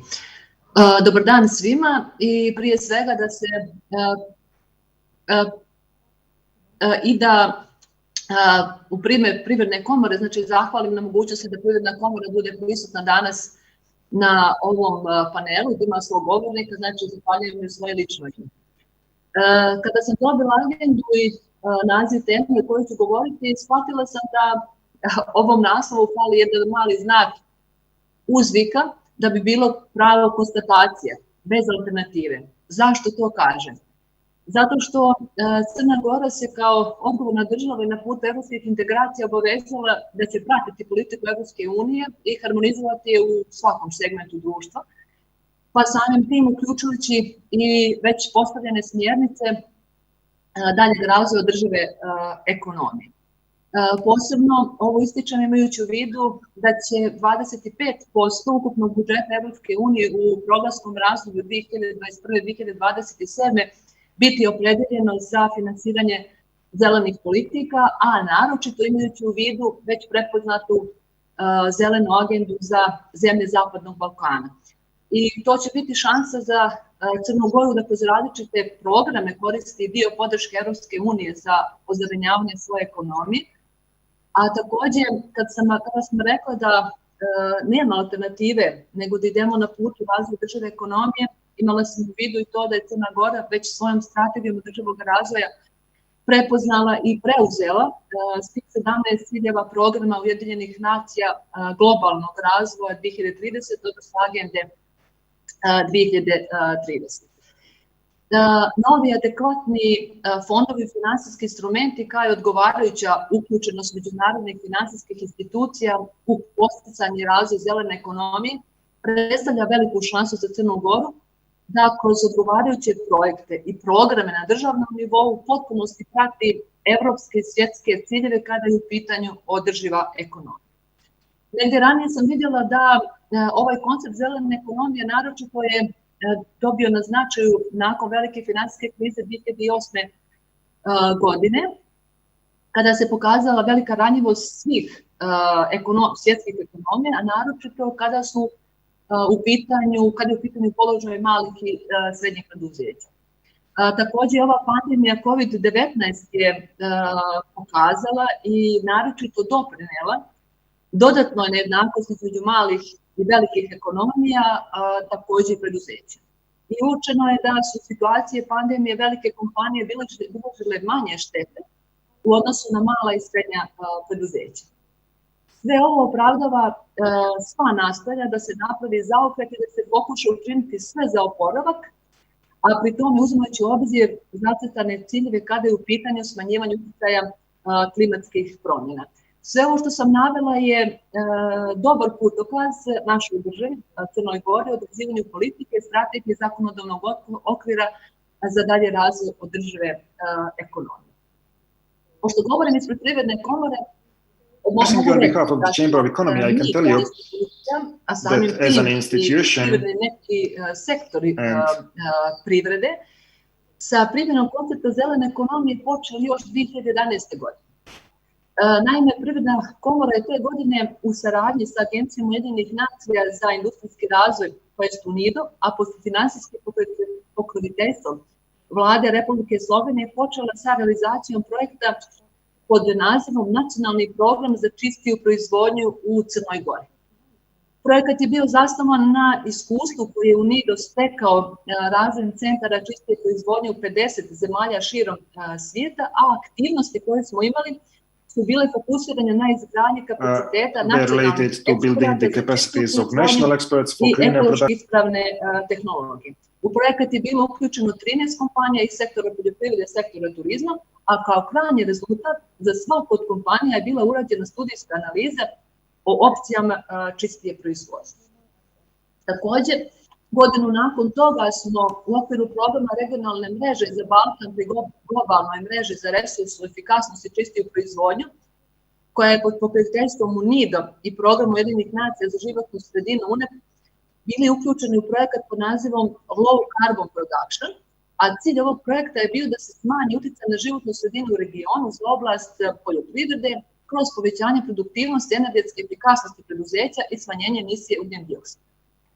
Također, Privredna komora je bila uključena u implementaciju projekta UNDP i Ministarstva održivog razvoja. Projekat se zvao Razvoj niskokarbonskog turizma i projektne aktivnosti u koje je bila uključena komora su se odnosile na uspostavljanje finansijskih mehanizama za podršku ublažavanja klimatskih promjena u turizmu. Ukupan budžet projekta je bio 3 miliona eura, a sredstva su bila namijenjena sufinansiranju troškova nabavke, instalacije nove opreme, izvođenja građevinskih radova na objektima koja su podijeljena u skladu sa propisanim javnim pozivom. Sve ovo što sam navela na ove projekte realizovali smo u periodu od 2011. do 2019. godine, a ono najnovije što je predstavnica Rakić pomenula, to su aktivnosti koje imamo između ostalo, pored mnogih okruglih stolova radionica koje imamo na izradi mape puta zajedno sa UNDP-em.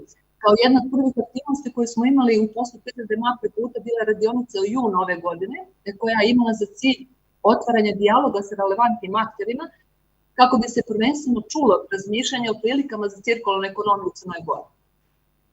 Učesnici na radionici su potvrdili spremnost Crne Gore za transformaciju kao održivoj ekonomiji, ali i važnost uloge cirkularne ekonomije.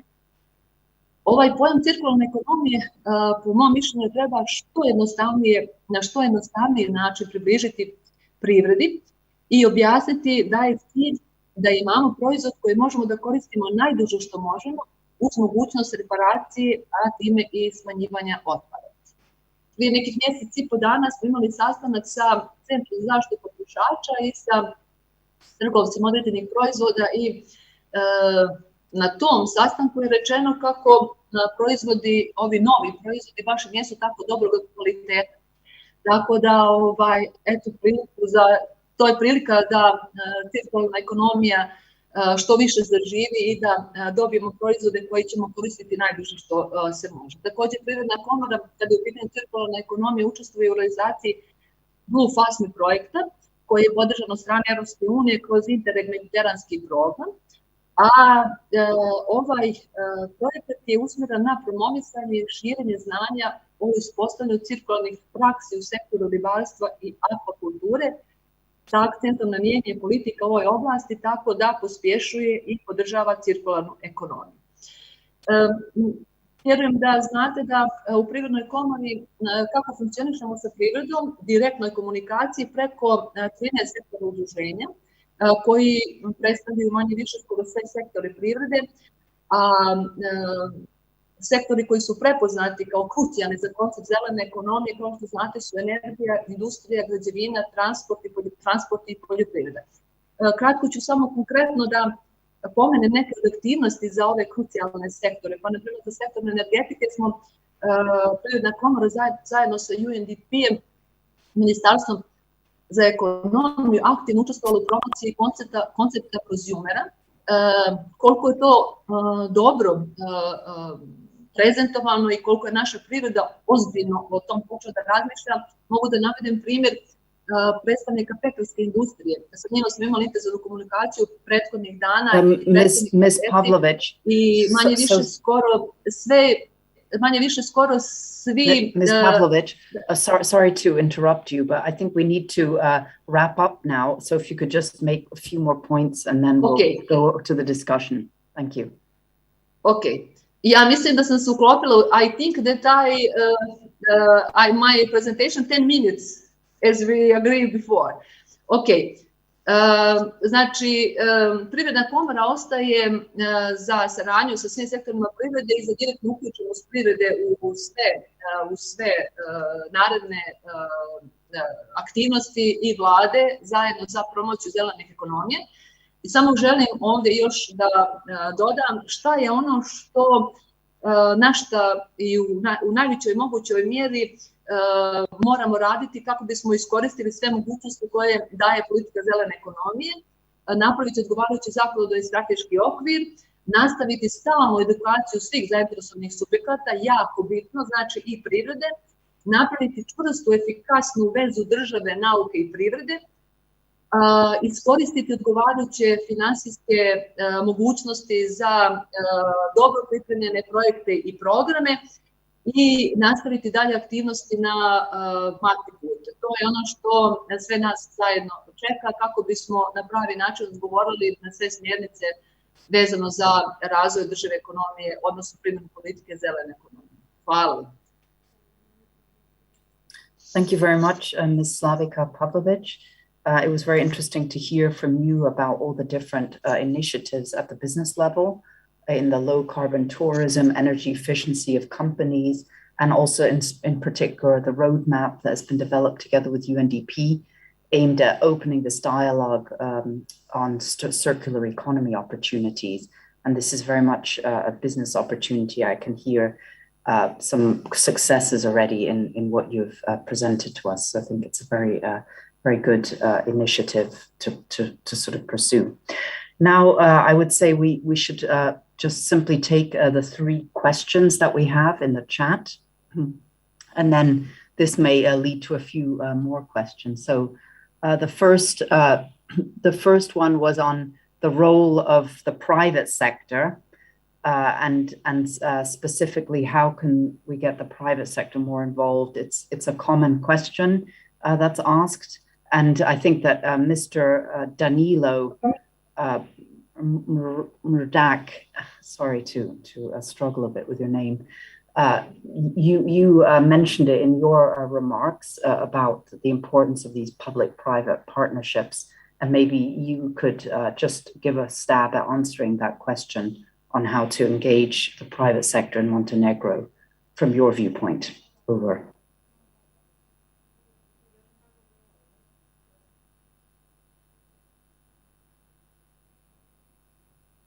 Oh, okay. Well, Mr. Danilo,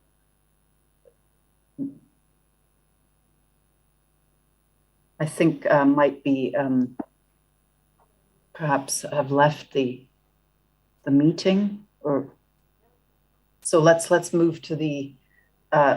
Let's just move that question to the other speakers who would like to take that. Mr. Ingwe Engström, would you have ideas on that one? I could. I mentioned that as well. There is a cost for changing the way of doing things, and there are a lot of investments to be done. Let's say if you want to turn to renewable energy, or if you want to help people to refurbish their homes to reduce the consumption of energy, and also to have another type of energy source.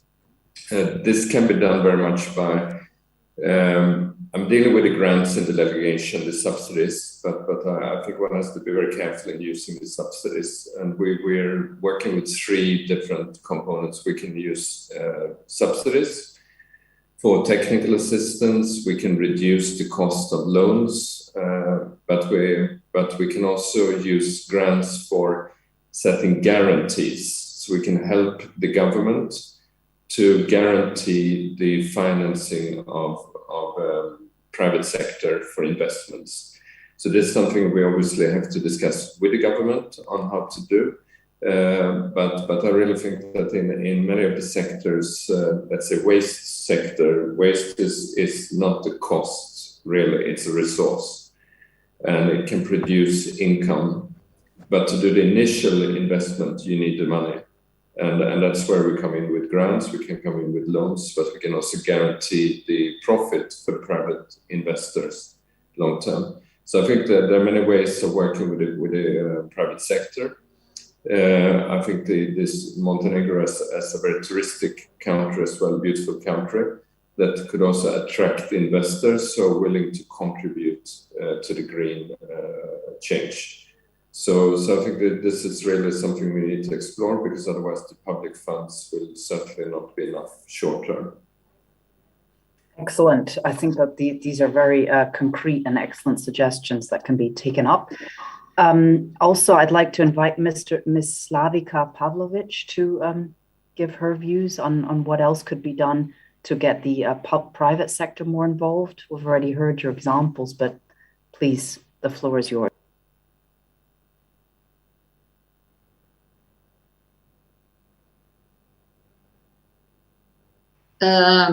Privatni sektor je sigurno, kad je gospodin iz Federacije pomenuo grantove i sve te mogućnosti o kojima treba razgovarati sa vladom, privatni sektor je raspoložen, znači neki manje, neki više su inače na određenom nivou, kako da kažem, investicija i razvoja, ali mi na svim sastancima koje imamo sa privrednim subjektima, privrednici ističu da su spremni za dodatna ulaganja, za primjenu obnovljivih izvora energije. Kada ste me prekinuli, baš sam htjela da kažem za pekarsku industriju da svi kažu da hoće da pređu na solarne panele kako bi im njihova proizvođačka cijena, u stvari cijena energije, energetskih tih inputa se smanjila na nižem nivou i kako bi bili konkurentni na tržištu.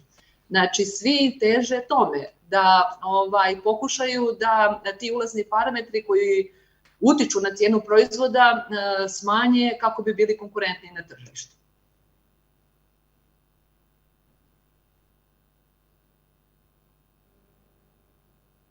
Great, excellent. That's very good, good insights. I'll turn to another question, which is on the just transition, and maybe we invite Ms. Azra Vukovic to talk about that one, and what more can be done on the just transition. And it's an issue that, of course, the government speaker also highlighted as very important in the context of Montenegro. So what can we do to help those coal sectors transition and those workers in the coal mines to transition to the green? How can we help with the socioeconomic aspects there? Over. We have to think about other sectors as well. So not only the sector of coal. Hang on, we can't hear you. I unmuted myself. Do you hear me now? Do you hear me now? Do you hear me? Yes. You're not muted. Yeah, you're muted. I think. No, are you muted, Azra? I'm not muted. I muted it just to see if it is working to turn it off or not. But can others hear Azra? Oh, you can hear her. Okay. I cannot hear her. Oh, now. Okay. Well, maybe something to do with the interpretation. Okay. Try again, Azra, please. Do you hear me now? Yes. Yeah, Okay. just switch off the interpretation for those of you who had it on, and then we can hear her. Okay, we should think about other sectors as well, because people who are working here now, we should think of trying to find them other possibilities in sectors which are more green than this with coal. So we have the possibilities, for example, in recycling of waste. But we have to establish these systems in order to be able to maybe use these people who are working now in the coal to transfer to another systems that could be useful. Okay, and maybe if I could ask Elizabeth as well to come in on this question. What have you seen in terms of perhaps other examples from the EU? There's a big Just Transition program, and what have you seen that could help to sort of bring in? You were talking about that you have been bringing in the minorities and the gender aspects into the equation, and of course, some of these most affected stakeholders are also perhaps underrepresented voices in the whole picture of the green transition. So what's your experience, and what do you suggest is needed to listen, to give those stakeholders also the voice? Yeah, thank you for this question. And unfortunately, I don't have the one-stop solution, and no one has it, because it always depends on the region. And what I experienced, that it is necessary to look at the region which is concerned by a very strong transformation, maybe because of the change from coal to another income. And that's the question. It's a question of income and jobs, but what is the potential of this region?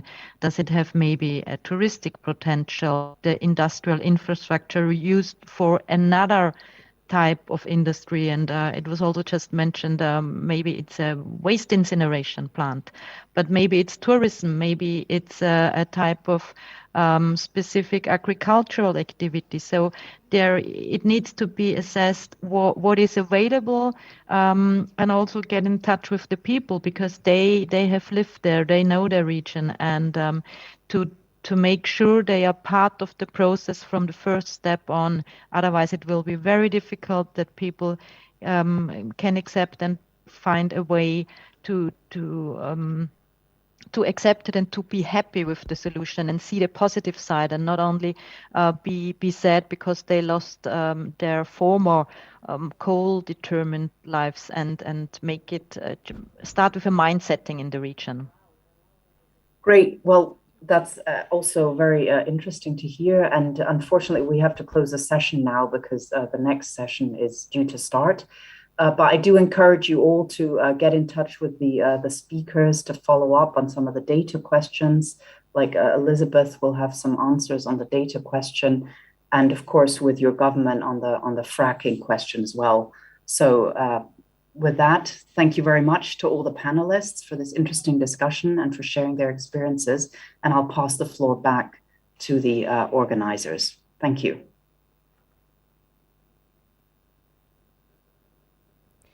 Thank you all. Before we make a 5-minute break and continue with our second panel, let me draw your attention to a video we're about to see. The tourism sector is highly vulnerable to climate change, while at the same time contributes to the emission of greenhouse gases, one of the causes of global warming. Accelerating climate action in tourism is therefore necessary for the resilience of the sector, which requires embracing a low-carbon pathway. In Montenegro, important work on low-carbon tourism development is already underway. With the government of Montenegro and GEF support, UNDP is taking the lead on a number of projects which aim to cut emissions, shift energy use, and build resilience. Let's see a short video.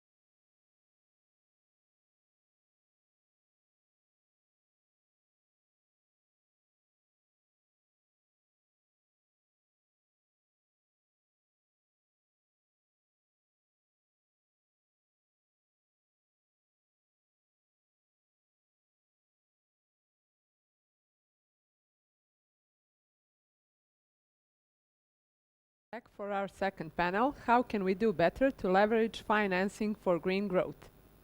No economy is immune to the impact of climate change that is already causing significant disruptions to businesses worldwide.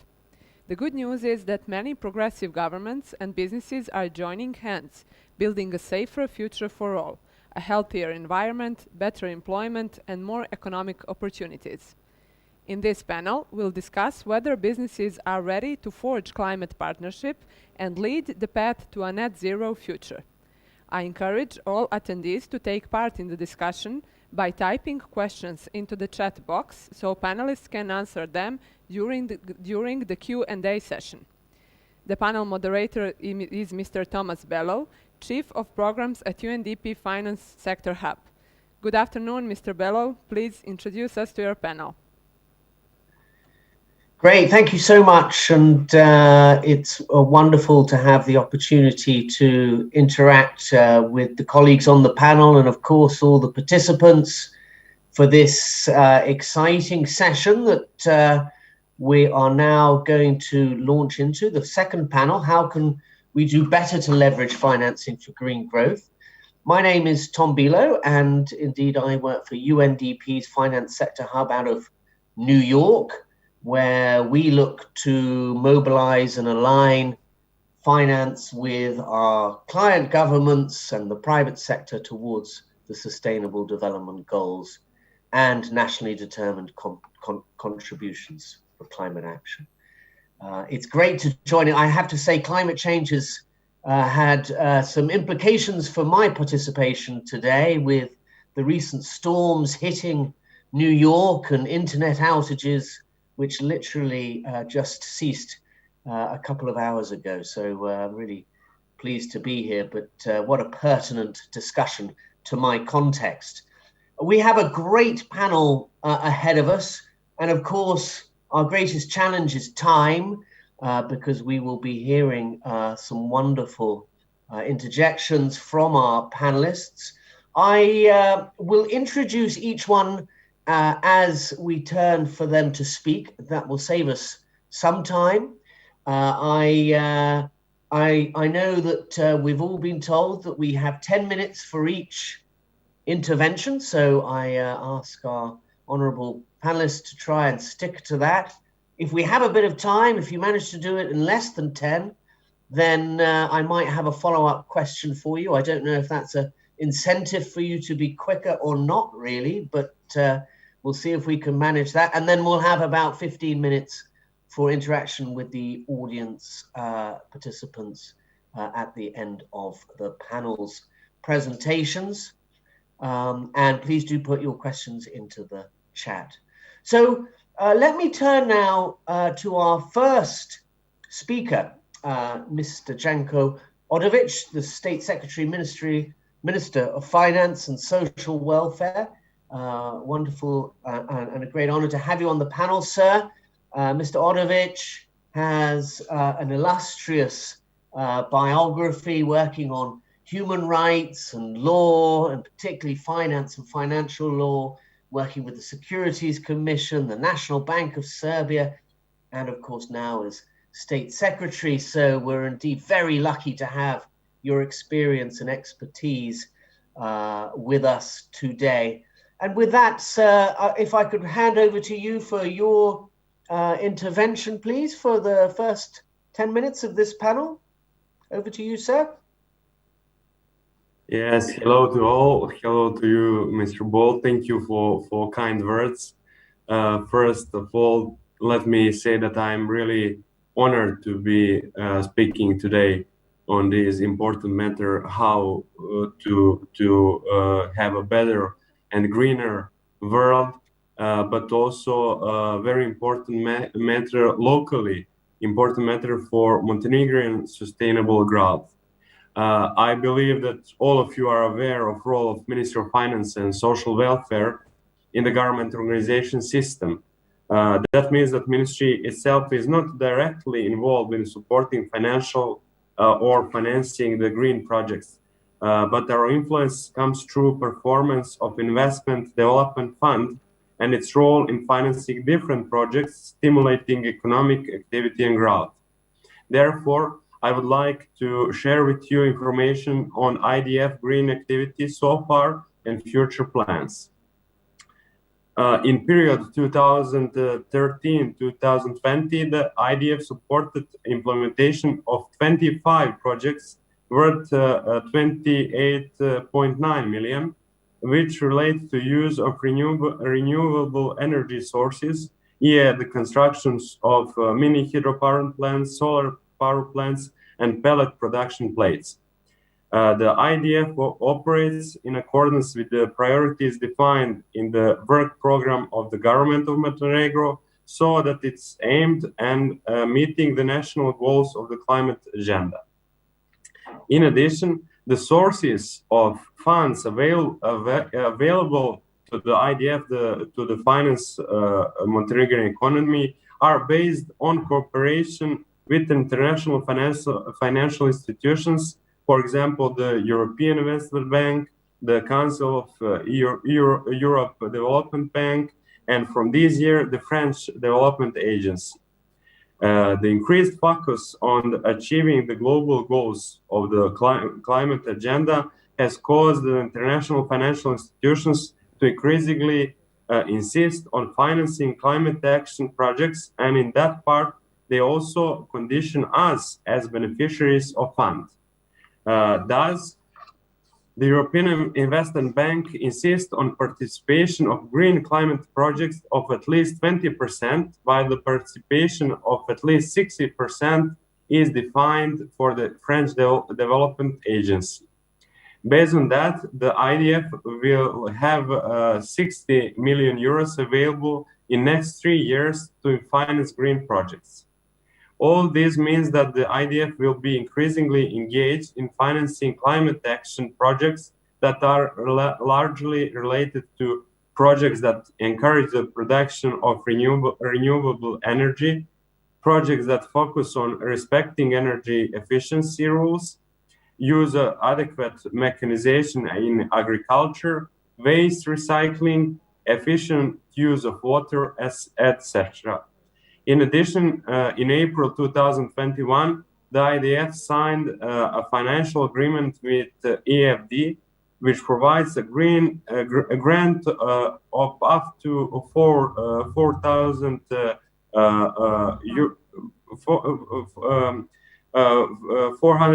euros for engagement of expert consultants in order to improve green lending. The agreement stipulates a period of 22 months during which IDF should establish and develop a policy of environmental project and social responsibility in order to improve its social development mandate, in addition to financing for the projects in finances, consider environmental aspects as well as social aspects. Thus, the funding will mainly be used to support the IDF in capacity building, support for identifying and analyzing climate projects and measuring impact, but also supporting the implementations of the life management system, environmental and social issues. When it comes to Ministry of Finance and Social Welfare itself and its role in green agenda, I would like to share some thoughts on an innovative approach in the debt financing. I believe that our panelist, Ms. Andrea Tenke Zoltani from UNDP, will speak in more details about this. But bearing in mind SDGs, European Green Deal, and all other green initiatives that Montenegro is obliged to conduct, it is expected that the government of Montenegro needs to explore more innovative approaches to finance sustainable societies. Does it mean that the environmental, social, and government bonds, ESG bonds, and debt for climate swaps are the new financing instruments, especially in the light of the growing public debt over the past decade? Personally, I believe that issue will be on the table of Ministry of Finance and Social Welfare soon, and that we put all our efforts in raising transparency and accountability in public debt management through introducing of these new financing instruments and at the same time to create additional support to Montenegro green growth. Thank you. Thank you so much, Mr. Odovic, for your remarks and setting the scene so well for our panel. I think you've highlighted very neatly in your remarks how really we need to look at bringing together international and domestic finance, public and private finance towards our endeavors in green growth. You've also highlighted for us, I feel, this shift that we see across the globe, but clearly here in Montenegro too, from more ad hoc approaches in the past to this challenge to systemic approaches. And you've also highlighted how we need to look at innovative instruments and mechanisms alongside our more traditional financing approaches if we're really to achieve the change that we're all looking for. So thank you so much, Mr. Odovic, for those inspirational remarks. And I think now let us pass to our next speaker, Mr. Mladen Bojanic, Minister of Capital Investments. And I know once again, Mr. Bojanic brings extraordinary experience as an economist, a licensed broker and dealer in the financial markets in the past, working with stock exchange, investment funds, specializing in capital markets and corporate management, and bringing also the experience of a member of the Parliament of Montenegro to our discussions. So really, we're very lucky to have you, sir. Over to you for your remarks. Okay. Thank you, Mr. Bello, for a nice introduction. So, Your Excellencies, ladies and gentlemen, dear colleagues, it's my honor to be with you today and a great honor to greet you on the behalf of the government of Montenegro and the Ministry of Capital Investments. It's also my great pleasure to share with you my opinion regarding low carbon development, especially from the aspect of energy development and the transition to clean energy. I was informed that the organizer will change the slides so we can go to the first slide and I tried to speed up today. I know that we are short of time, so I tried to briefly to talk briefly about all this, this very important topic for Montenegro. So it's well known that energy is a condition of sustainability of modern society. All modern and developed economies of the world depend on energy and energy supplies. It's increasingly difficult to provide a secure energy supply and to find new sources of energy in order to respond to the growing demand. The contemporary world is faced with questions: how to produce sufficient amounts of energy and ensure security of supply with sustainable energy development and preservation of the environment. How to make energy not a brake, but a driving force and factor of economic and overall development and the progress of society. Next slide, please. Energy security, economic development, and environment protection for a long time have been the main mutually connected goals and priorities of all national economies worldwide. Ensuring sufficient amount of energy is an economically and environmentally friendly way to reaching a compromise between economy and environment has become the goal of every country as well as the whole world. Next slide, please. In recent years, it can be said for decades, mankind's concern is growing due to increasing energy consumption, high dependence on fossil fuels, and their harmful impact on the environment and quality of life, as well as increasing climate change. Montenegro is determined to follow a global and European trend that recognizes clean energy as a product of special importance and the environment as one of the most important resources.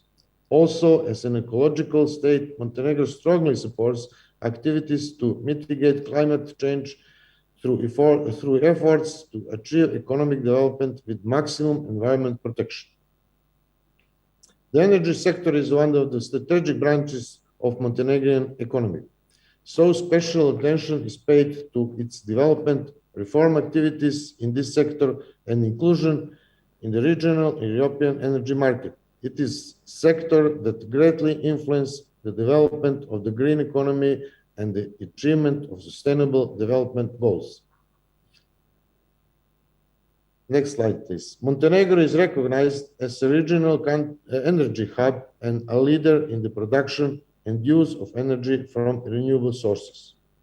Montenegro has significant energy sources, but it's important that they are used wisely and rationally in accordance with sustainable development goals and principles of green economy.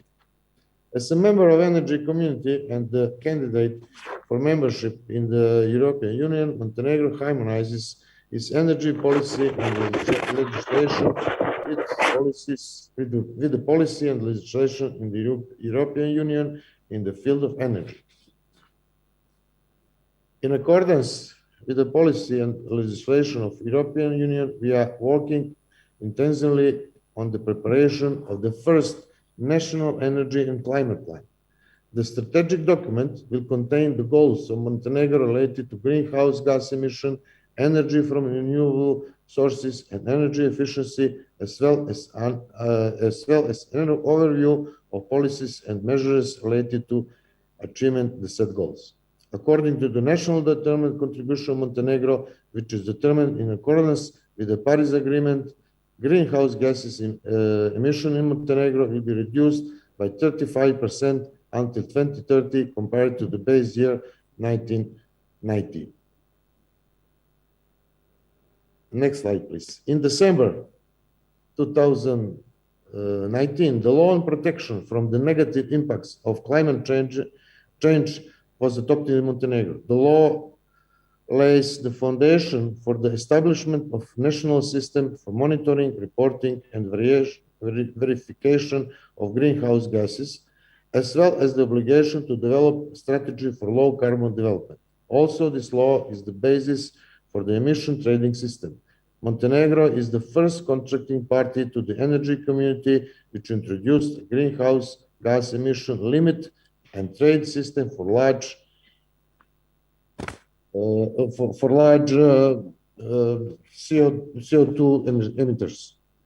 Next slide, please.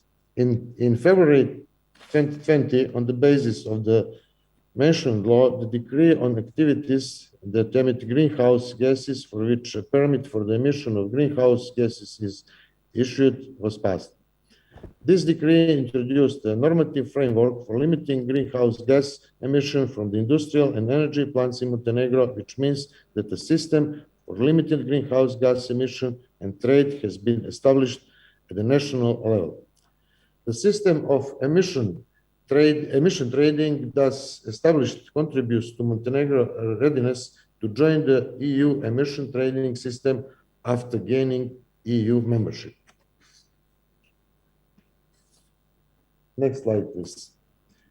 In an effort to accelerate development of the energy sector and connect to the national energy market with regional and European energy markets, Montenegro is very committed to fulfilling its obligations as a member of the energy community and the candidate for membership in the European Union. In addition to harmonizing regulations with European Union EU legislation in the field of energy, environment, climate, renewable energy sources, energy efficiency, and competition, Montenegro is working intensively on the implementation of projects for the construction of generation, transmission, and distribution electricity facilities. Next slide, please. In accordance with the European Green Deal and the commitment to implement the green energy transition, we are working on projects for the construction of facilities for the production of electricity from renewable sources, such as solar, wind, and hydropower plants. These are construction projects. Komarnica, hydropower plant Komarnica, installed power 171.9 megawatts. Wind power plant Gvozd, wind power plant Braichi, solar power plant Briska Gora, and solar power plant Velje Brdo. Next slide, please. In addition to aforementioned significant activities in the field of energy efficiency are being implemented both on the improvement of the legislation framework and on specific projects and programs related to the improvement of energy performance in healthcare and educational, social, and administrative facilities, and implementation of energy efficiency measures in households. Finally, allow me to conclude that only by creating conditions for economic prosperity based on sustainable and decarbonized development through increase of energy efficiency, use of renewables, and reduction of greenhouse gases emission, we could create a strong economy which will be ready for integration into EU internal market. Thank you for your attention, and at the end of this panel, I expect some questions, so I'm ready to answer for all questions that are in this field of let's say this is for portfolio of capital investment ministry. Thank you. Thank you for your attention.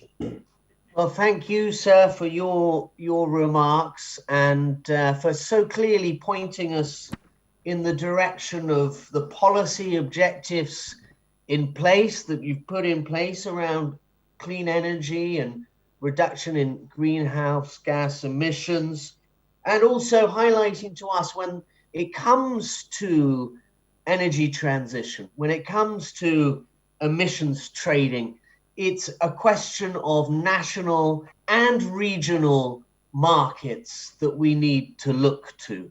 And you've also highlighted very clearly and concretely how, with the programs and investments being put in place for the green transition, it's not only a question of pursuing sustainability, but also economic prosperity. So thank you, sir, for so clearly articulating that for us, and also for saying that you'll respond to questions at the end of the panel.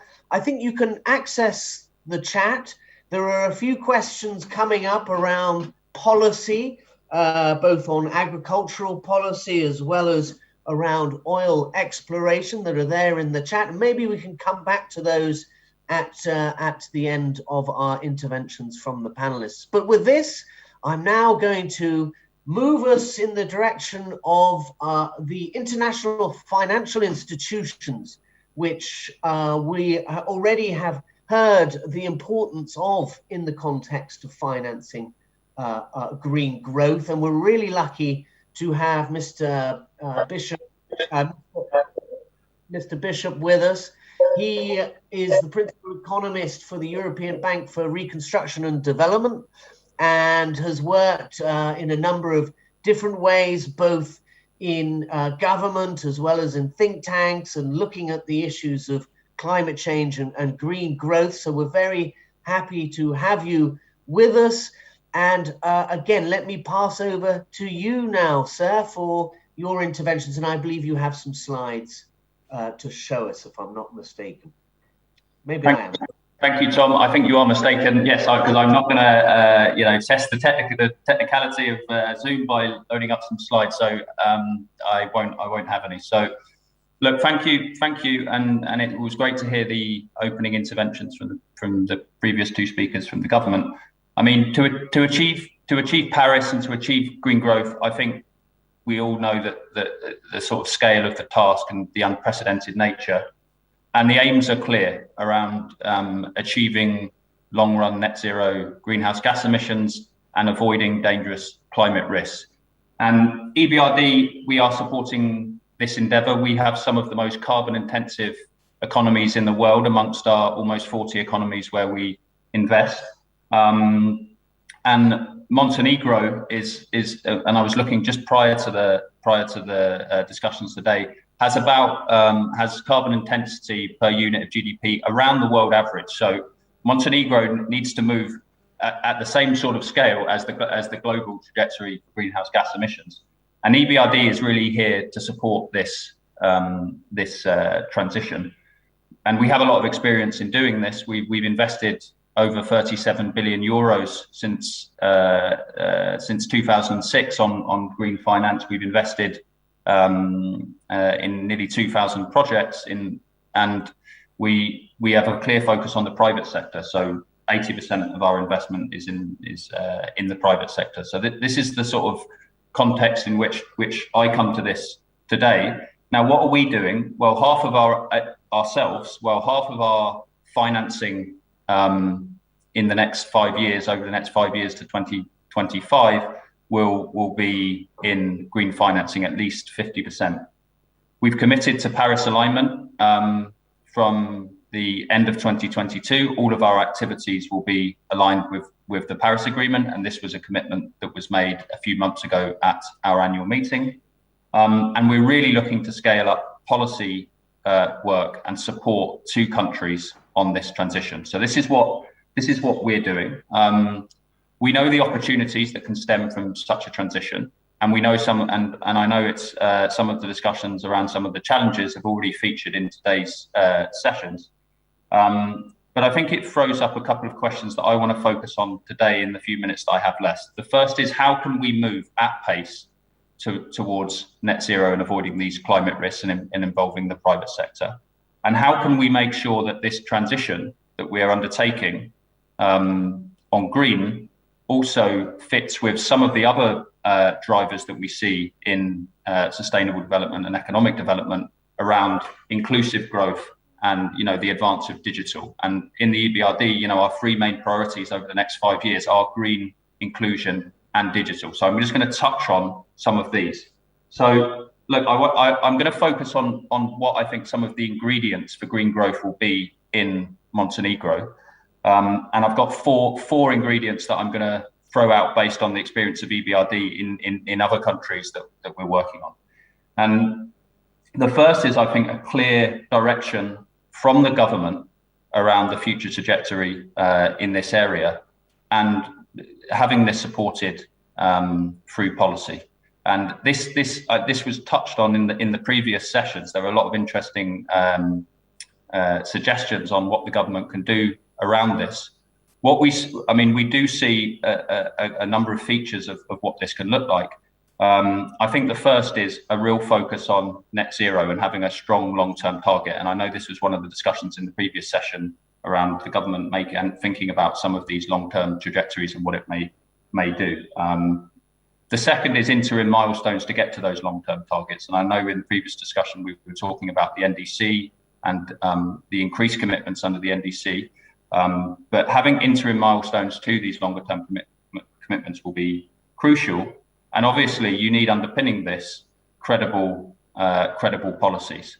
And so this is, I think, the feature of some of the things that the government can do. So in terms of policy, we know that setting a price on carbon, removing fossil fuel subsidies are things that you can do. But it goes well beyond just a few policy instruments. This is a cross-sector issue, which involves actually a myriad of different policies to tackle the different issues, given the scale of change. And governments really need to take a role.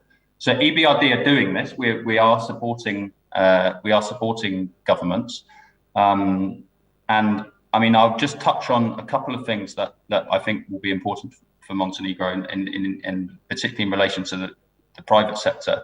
One is our work that we're doing across our country's operations on renewable capacity auctions. So auctioning of renewable capacity for the private sector to invest in the energy sector. We're doing this in multiple countries. We're doing it in Serbia, Albania, and Kosovo in the region, but we're also doing it across lots of different countries where EBRD operates. And we've seen that this is really critical to reducing the cost of the energy transition and involving the private sector. We're also working on some of these long-term strategies, and we've just been supporting Ukraine on their NDC, which they've just submitted, which had a long-term target around net zero, and also set out some of the features of that transition. So that's the first area, role of government. The second area is really about supporting the private sector in this transition. This was a question in the previous panel. How can the private sector get more involved? And we know that this is going to, the private sector is a broad term, but we know this is going to involve both large firms, small firms. It's going to involve corporates, and it will need to involve banks. So it will need a bit of a tailored approach to think about those different aspects. But what are some of the things that can be done to support this? First off, I think giving a clear signal to the private sector around what types of investment will support this transition, i.e. what does green investment actually look like, is key. And here, I'll commend the work of the EU around the EU taxonomy, which very clearly sets out this is what these are what investments that are green actually look like. And I think that's important signals to firms around the types of things that they should be investing in. The second is, what does a green firm actually look like? What are the type of features of what firms and banks can actually do? And here, again, I think thinking about initiatives like the TCFD, which are really looking at corporate climate governance and disclosure, and thinking about the different aspects of how a company or a bank may think about this issue, I think is an excellent framework to use. And there's a lot of effort in the private sector based on the TCFD framework, which I think is useful. That's of course not the only one, but it really takes quite a holistic approach to how a company or a bank can actually think about this transition. I think regulators also have a role, and that links to my previous point around disclosure, but it goes much well beyond that. The EBRD are involved in the network for greening the financial system, the NGFS, and I note that Montenegro is not a member of the NGFS, but it could be an idea to think about becoming a member, because it's really, a family of central banks and financial institutions thinking about, well, what is the role of regulation in central banks in this transition? So I think that's the sort of second area. The third is really what can we do to support some of those that will find the transition particularly challenging? And here, and this was again picked up in the last panel around, well, how do we foster a just transition? This is a key feature of Paris. It's a key feature of the European Green Deal with their just transition mechanism and the the channeling of finance to high carbon regions. But this will be really critical in Montenegro as well, given their reliance on fossil fuels. So this is really important, but what can practically be done? What can be practically done about this? Well, I'll highlight a few things. One is actually supporting the green transition in some of these subnational regions that rely on these, very concentrated geographic spaces that rely on fossil fuels, and helping the firms in that transition. So we are doing that. I'll give an example. In North Macedonia, we're helping in Oslame, which was the site of a former coal mine, transition to renewable energy, and we're also thinking about reskilling and redeploying some of the workers that have worked in some of the fossil fuel assets there. And we have similar investments in Greece too. So that's an area. I think thinking about the skills and the labour market that are linked to this, and thinking about the people that will be impacted, that's those who are actually that work directly in the assets, but also the broader communities and the supply chains that rely on this. And here I'd just like to highlight, in the region, we're not doing this in Montenegro, although we've been in discussions with the government about this, but really to think about just transition and diagnose some of the key issues and what can be done, because it's very locally, the issues are very local. You need to understand the local market conditions, and we're doing that in North Macedonia and Serbia. Another area is regional economic development. What can you do in terms of inward investment to some of these regions? And again, there's a lot to draw on from looking at the EU and looking globally at some of the very practical things that can be done. But a key message that comes out is to really start this transition process early. I see that I'm running out of time, so the last point I'm going to say, the last point I wanted to speak about is the importance of actually having finance, bankable and bankable projects to actually finance. And I think again the role of IFIs to help, like EBRD, and we do support in this with technical cooperation, is absolutely critical. So those were the four ingredients. It was the role of government supporting firms, helping those that will find it most challenging, and also really trying to support a pipeline of decent bankable projects. Thank you. Well, thank you, Russell. That was really helpful and just takes us one step further from the interventions previous to the panel in helping us get a little bit more granular when we're looking at the private sector. What are we really talking about here? And what I really liked about your intervention was, again, the focus on looking at it as a whole, looking at the private sector in terms of all of its composite parts and the ways in which some systemic changes can be taken forward, whether it be through some of the taxonomy work, through the disclosure work, through the regulation, and also helping us focus on the concrete realities of localities which need to deal with an economic transition which needs to be inclusive and fair, requiring us to focus on livelihoods, labor markets, skills as we look to the transition. So thank you so much, Russell. That was fantastic. We've still got two more fantastic interventions, so we're going to have to skip along now to our next speaker, and we're really lucky again to be hearing from an international finance institution, one of the key partners in all of this, our colleague Mr. Alessandro Bragonzi from the European Investment Bank, head of regional representation. And I know Alessandro has significant experience and expertise around different financial instruments, and we're really looking forward to hearing your remarks and suggestions for how we take this agenda forward. So over to you, Alessandro, for 10 minutes. Hello, Tom. Thank you very much. Hope you can hear me. Can you hear me well? We can hear you well now. There was a bit of distortion to begin with, but now I was just moving on my microphone. So I understand somebody else will move the slide forward. So just to start, I mean, it's a bit difficult. First of all, thank you for the invitation.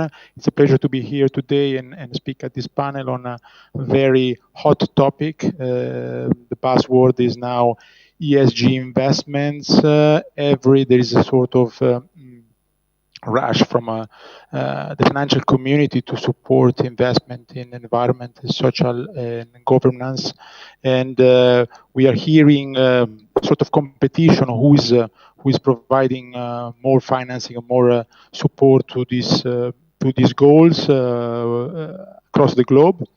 The European Investment. If you want to move ahead, sorry for the next slide. So the difficulty of being in a panel like this with like-minded institutions and partners like EBRD or Commission is that basically a lot has been already said about what we do, what the objective of the EU Green Deal are, or the Green Agenda for the Western Balkans. Let me just say that from an EIB perspective, the European Investment Bank, just to set the scene, is an institution that has been created by the treaty, so it's owned by European Union member states and have been active for over 60 years. And in the Western Balkans in particular, we have been active for over 40 years across the whole region. In terms of the topic of today, I can say that we are certainly a pioneer in terms of supporting the sustainable finance and the climate finance.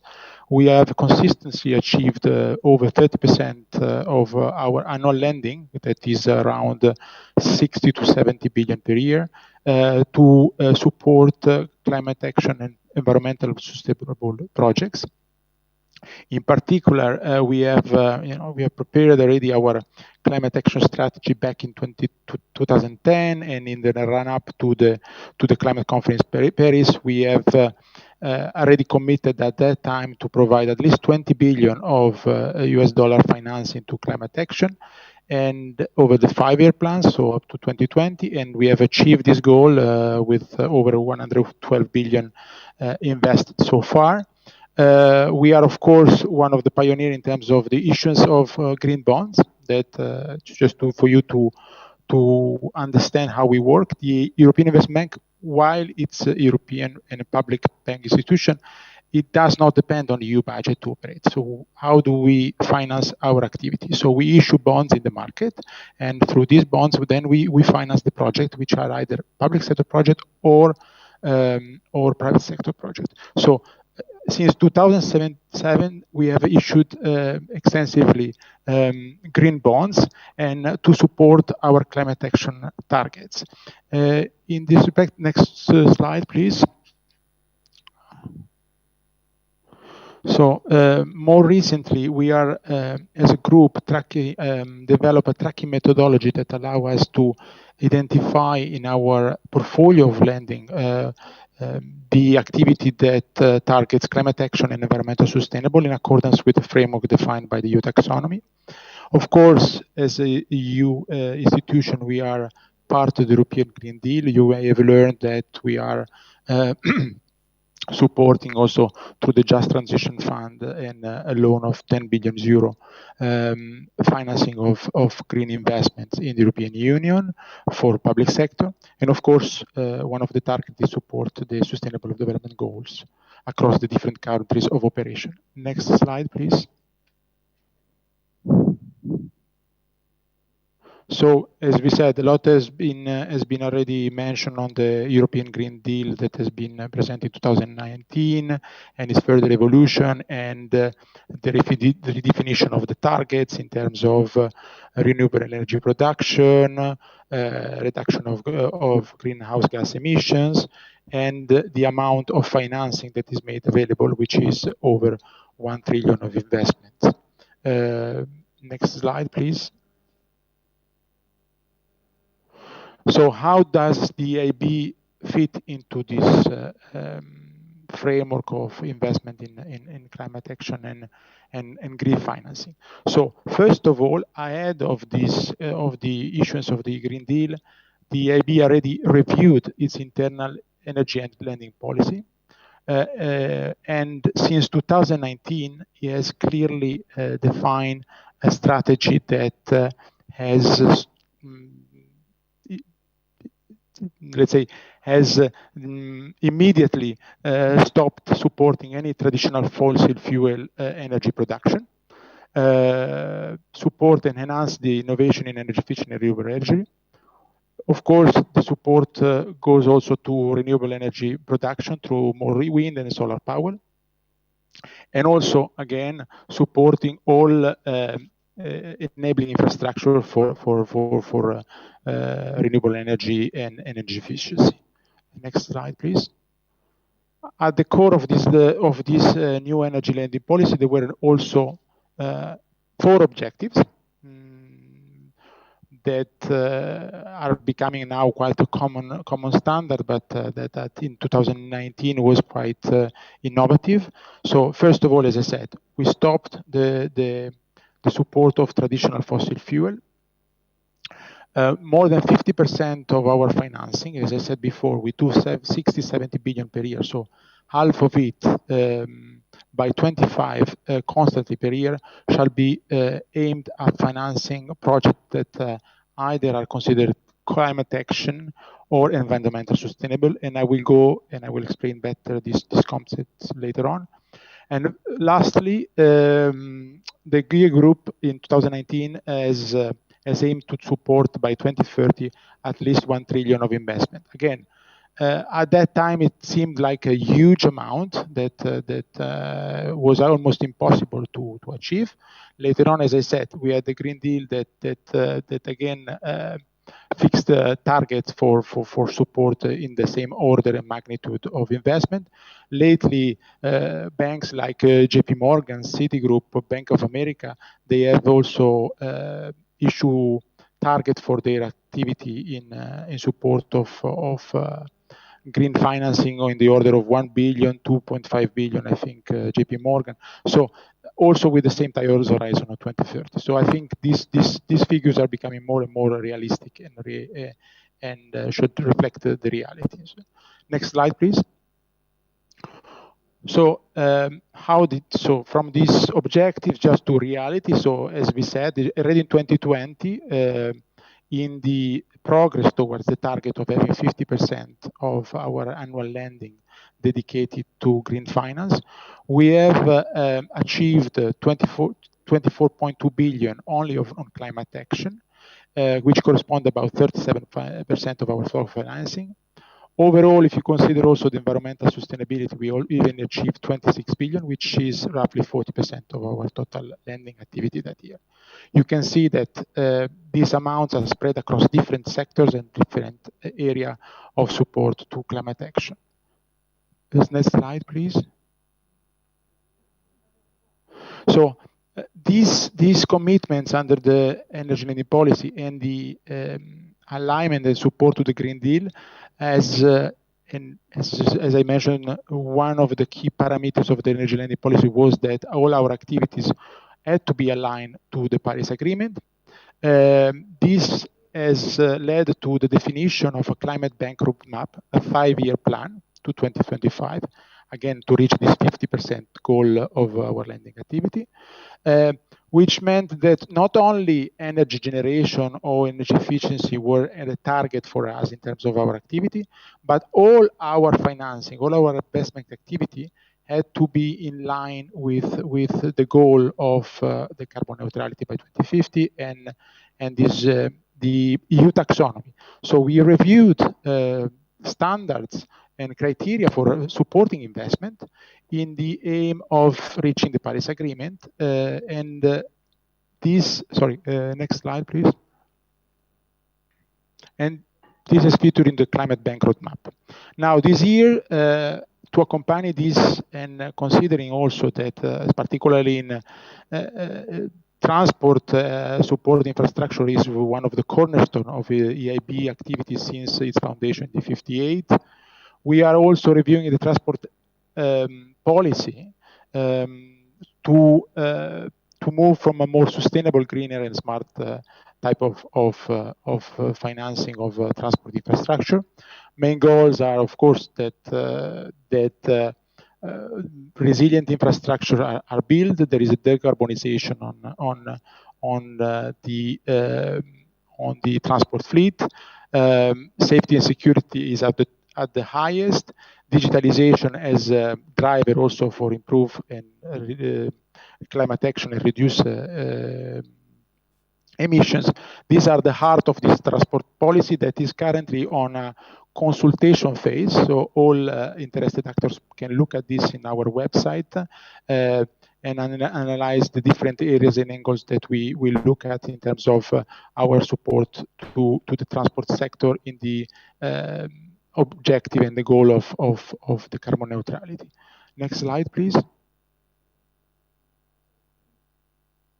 So now I try to be to go directly to the point, as I mentioned before, of what does it mean for us climate action and environmental sustainability, and how does this compare with the EU taxonomy. So we have identified within our portfolio what we call climate action, which is composed of investment with targets climate change mitigation and also the climate change adaptation. What is climate change mitigation is, of course, all the activity that reduce or prevent emission of greenhouse gas emission or enhance the removal from the atmosphere.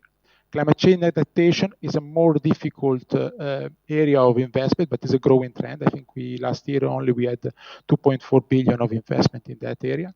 Is the area as modification to the investment that are necessary to reduce the adverse impact of climate variability. For example, to give you a simple example, is installing conductors with higher operating temperature so that we adapt transmission line to extreme heat conditions. This is a typical example of that. On top of that, there is, of course, environmental sustainability, and the 4 objectives of the EU taxonomy is protection of water and marine resource, transition to circular economy, pollution prevention and control, and protection and restoration of biodiversity ecosystem. Now, focusing more clearly on climate change mitigation, adaptation, and biodiversity. Sorry, too long? Interrupt. I'm just going to ask you to wrap up in the next minute or so, please. So very quickly here, for those who are able to look at this, I'm happy to answer afterwards to any question.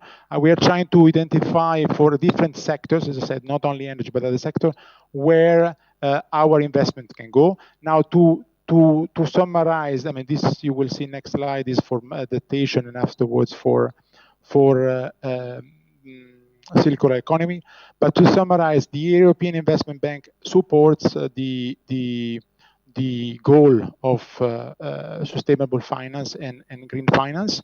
In terms of Montenegro, which is probably more interesting for the audience today, the EIB has been active for many years. We have a portfolio of over 1 billion of investment. One of our key investments go to the, as I said, transport sector and SMEs. SMEs represents roughly 64% of our portfolio, and the intervention at the very beginning of the panel of Mr. Odovic mentioned the Investment Development Fund of Montenegro, for which we have provided financing over 420 million over the years. We have approved at the beginning of this year a facility of 150 million to IDF, of which 20% should aim at what we call climate action window. So this first tranche of this amount is expected to be signed soon with the IDF, that as it was explained by Mr. Odovic, has created a substantial knowledge and expertise on green financing. And this can support SMEs investment. On the other hand, as I said, transport, we are supporting more sustainable form of transportation. This includes, for example, our support to the railway system and infrastructure. Of course, happy to discuss with public sector and private sector entities for more detail on how we can support their needs. Thank you very much. Thank you so much, Alessandro.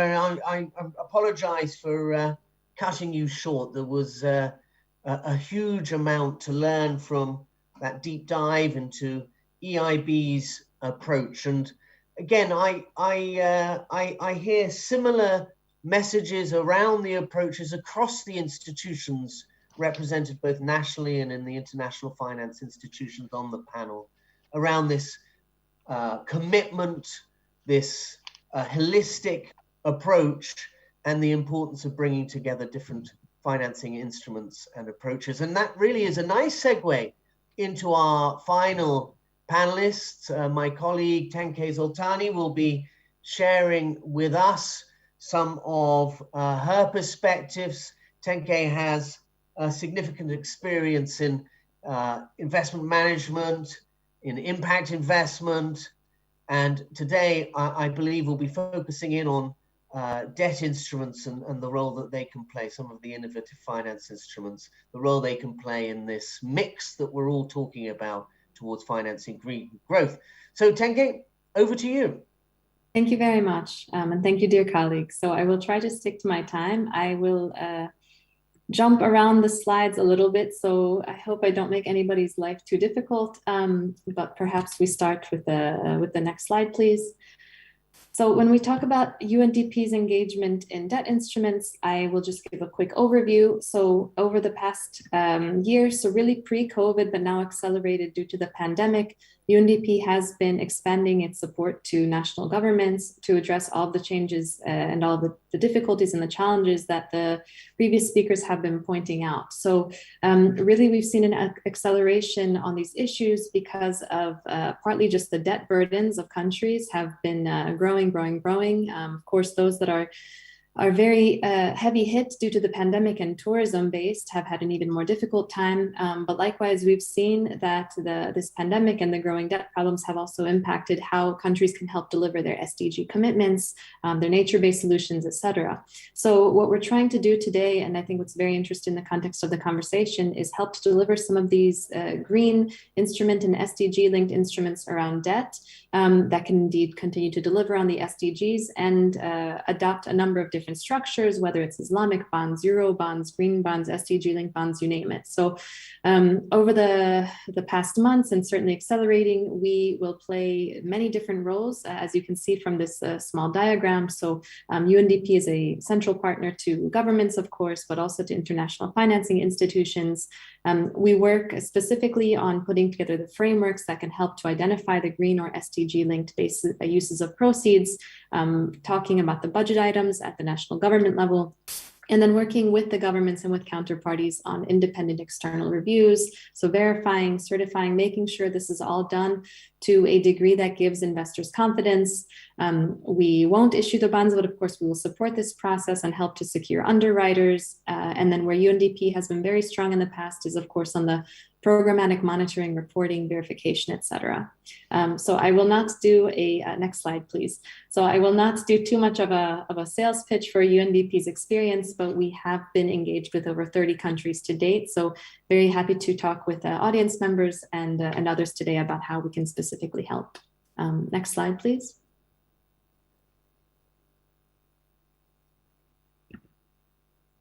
Could you go back one slide? Sorry, I had two presentations in front of me by accident. Thank you very much. I would be remiss if I did not mention the SDG impact standards for SDG bonds. So why this is extremely interesting and I think worth taking a deeper look into is that we have analyzed, as some of the previous speakers have said, that indeed, whether it's ESG investing or sustainable investing more broadly, or even some of these SDG linked bonds, green bonds, there's sometimes still an issue of greenwashing and a lack of true impact that is put throughout the investment cycle, be it through funds or in this case in debt investments. What the SDG impact standards for bonds do, it's really a set of process standards. So from start to finish for the issuer can use these as guidance, as guide rails for certification, even if they don't want to apply for certification, just to test the what, the how, to what extent sustainability is really embedded into the process. So I encourage you, again, please reach out if you'd like to discuss this in greater detail, but we have as an institution put forward these standards to really help professionalize the market when it comes to sustainability linked issuances. Next slide, please. Probably many of you are familiar with the differences in the green and SDG bonds versus traditional bonds. I will just point out a few aspects which, again, are very relevant as we look at how to finance green innovations for the future, or even just greening, future-proofing, disaster-proofing businesses, infrastructure opportunities. So centrally, this is around the use of proceeds. This is those that are green and SDG need to take a few extra steps to make sure that there's a framework in place that defines how projects meet these strong eligibility criteria. There needs to be in place a project selection, clear governance as to how and why this is selected. And then, of course, there are various issuance certifications and reviews that can be achieved. Not all of them are mandatory. Some are very strongly recommended just to get these instruments well trusted by investors, to avoid any greenwashing and to ensure that, again, we are delivering on these green growth objectives. As mentioned before, the SDG bond standards, we very strongly encourage. And finally, once these bonds are out in the market, then again, a clear differentiator is on how the monitoring takes place, how the reporting takes place. I think we can be both very creative and very robust in showing what positive impacts are generated. And certainly publishing these reports helps to give investors confidence and the market's confidence, and even confidence towards the country and the sovereign respect. Next slide, please. So again, no more UNDP sales pitching. We have done some very interesting work to date. Perhaps I will fast forward, just given the time, to a little bit about the market. Could you go forward? I think it's a few slides to the market. Keep going, in fact, please. So with these slides, I would just suffice to say that the timing is very good, continues to be good. For bond issuances, there continues to be positive language from the IMF and OECD, and of course, the international institutions we're hearing from today. Likewise, on visibility and pricing, the markets are still quite favorable and the investor base is only growing. Next slide, please.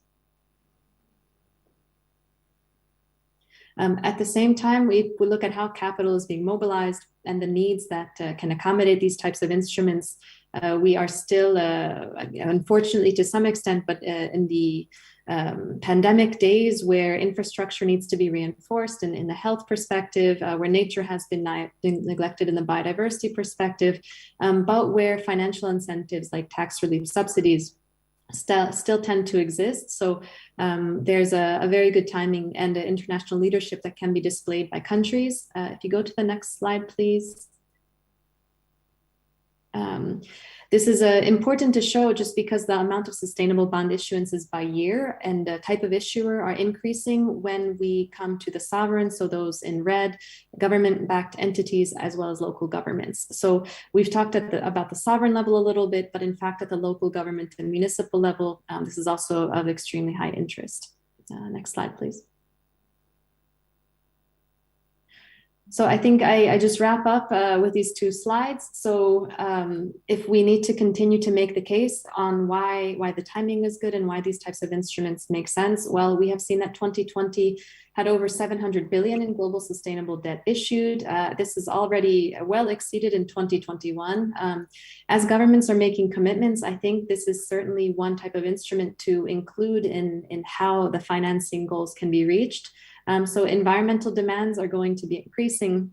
We know, as Tom mentioned in the beginning, about the fires and the hardships that are being faced all over the US. So luckily, we do have this instrument in the toolkit to try and address some of these challenges.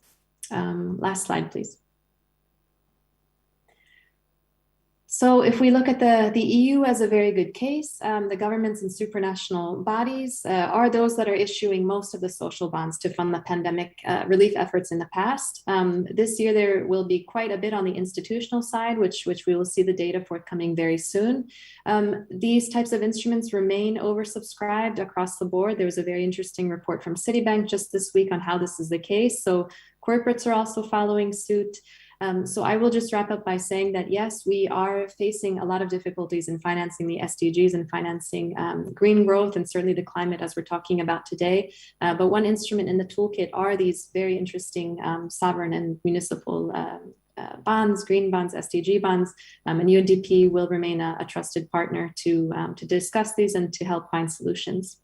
So thank you very much, Tom. Back over to you.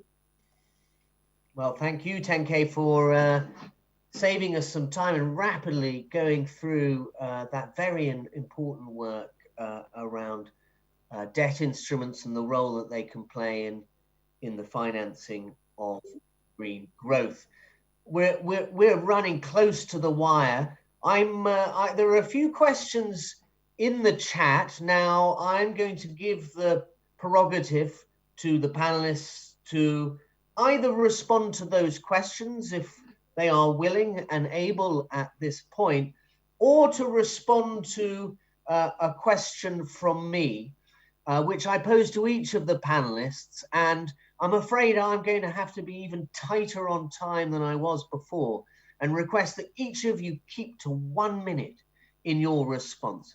My question, which I hope will allow us to set some tone for moving forward on this agenda, is, what would be the one opportunity that you see for your government, for your international finance institution, Tenke, for UNDP? What one opportunity do you see for really accelerating the pace on finance for green growth? We've heard a lot about the importance of the transition and doing a transition at pace. But we've also heard that we're operating in an incredibly fiscally constrained context. The pandemic has put in front of us an even greater challenge from a finance perspective than we had before on this transition. The debt burden we've heard about, the fiscal constraints, of course, but also the broader economic impacts on society. So I would like, if possible, for you to give us just a sign of intent and of ambition and of hope as we take this agenda forward. So I'm going to now, and I will be very strict on timing because we're running up against the wire, hand back to our panelists, starting where we started so nicely at the beginning of the panel with Mr. Odovic, State Secretary Minister of Finance and Social Welfare. Could you provide us, if you are still with us, with some thoughts on that? I'm actually not necessarily seeing your name here in the Zoom. So maybe you'll be able to come back to us if you are with us. If not, I'm going to, okay, he is not here. So we're going to move straight on to our second panelist, Mr. Bojanic, Minister of Capital Investments, Montenegro. Please, over to you, sir. 1 minute. Okay, thank you for asking me these questions. And I am very encouraged that I heard that banks and all these investment funds, European funds are ready to finance our projects to switch to renewables energy sources. And of course, we need money. You know, we all know that green transition is very costly, and we'll need money for that. And just for the few words about the main problem in Montenegro is coal plant Tevlja. So we'll need support, financial support to switch to go to phase out. Actually, at the end, we'll have to close that coal power plant, and we'll need for sources for do that and to open another and new stable sustainable and stable energy source. So I'm glad to hear that we will have support from European funds. Thank you very much. Thank you, Mr. Bojanic. And so an opportunity presents itself in the partnerships that can now align themselves with green finance. I think that's a very important opportunity for us to exploit. Now, Russell, over to you. Yeah, so I mean, I'll take the question on the one thing. I'm going to be cheeky and give three, because I think you, Tom, you did mention, yes, you know, there is challenges around fiscal constraints and, you know, liquidity issues and you know, reduced economic demand due to amongst other things, COVID. And that needs to be addressed. But also we need to shift the composition of finance that is already there, and those twin challenges I see as key. And in EBRD, we're tackling this in three ways. We thought a lot about this. This is why I say I'll be cheeky and name three things. And I think it's focus on policy and the transition within governments and our clients at the EBRD. We're really focused on the different bits of the puzzle in terms of different sectors, because this really does require a whole of economy change. You know, it's the energy sector, it's the agriculture sector, it's the financial system. And we're also ensuring that we ourselves at the EBRD have the systems in place to ensure everything we're doing is aligned with the climate goals. And that's why I say we will be fully aligned with the Paris Agreement by the end of 2022. Thanks, Russell, for the cheeky three. Now I'm going to hand over to Alessandro. Yeah, thank you. I'll be fast this time, hopefully. So as I said before, I mean, we stand by the governments of all the region, and particularly Montenegro, supporting any huge public sector investment to support the transition towards less polluting forms of energy production. Supporting energy efficiency, we do it already through this support to the IDF. So it's a quick win once SMEs and companies can be able to either directly through the IDF or the partner banks to have access to finance that comes from cheap source of finance. Also, we provide technical assistance support similarly to EBRD, but through different also angle, including Jasper for large infrastructure project preparation, or through our advisory team that helps again financial institutions to develop strategies and instruments, tools to support the climate finance. Brilliant, Alessandra. Thank you so much. And Tenke. Well, I would say that we need some de-risking mechanisms to bring financing flows a little bit faster, and we can do that by partnering with entities like those on the call today, but also on with governments directly that can support perhaps giving more credit or de-risking towards other countries that are in greater need. So I would look at partnerships that can enhance credit.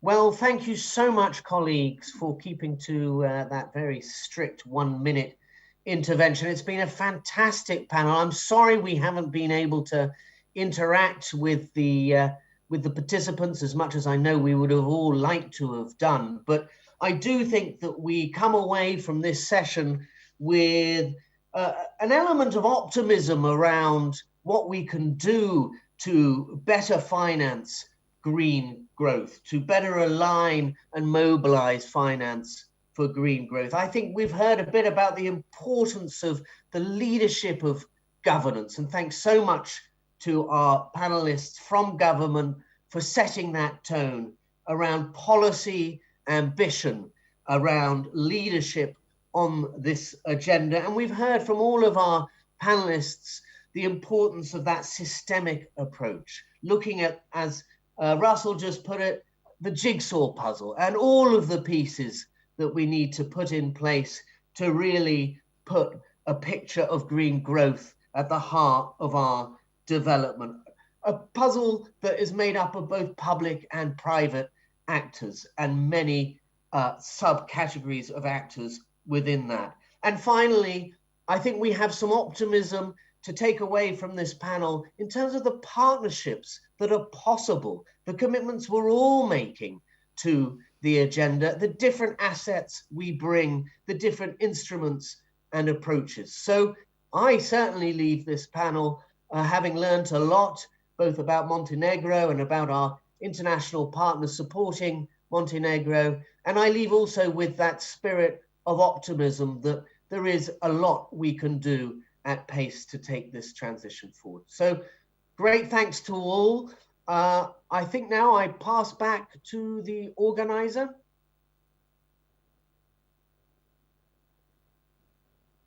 Yes, thank you, Mr. Billow. Thank you, and all the other participants and panelists. Now I invite UNDP resident representative Daniela Gasparikova to kindly deliver concluding remarks from this year's Green Days.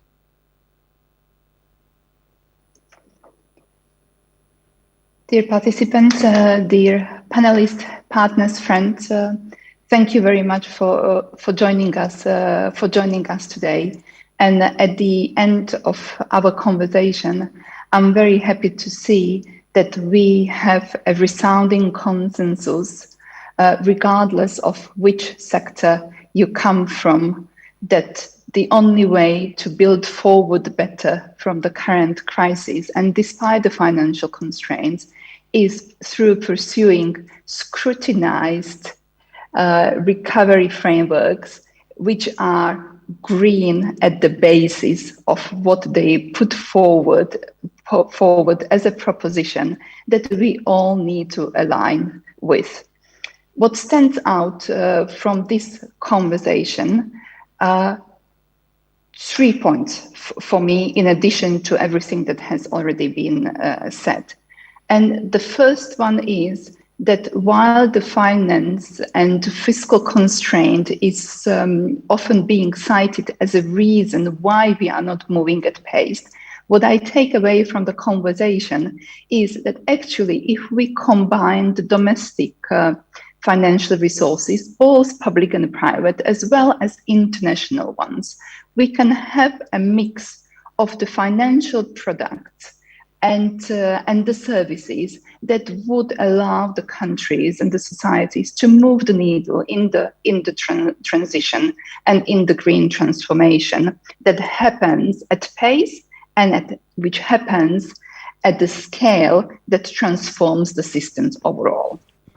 The second point that I take away from both panels is not only the importance of what we are going to do jointly and the vision, but even more so how it is going to be done in terms of the transparency, accountability, and governance. It was very ensuring for me to hear the voices of the panelists, which stress the importance of public discussions and conversations towards the agreement and to support the vision as to how this transition is going to happen in the concrete local settings with the local communities in such a way that we build the comfort levels of the citizens with the change and the adaptation that is going to be required.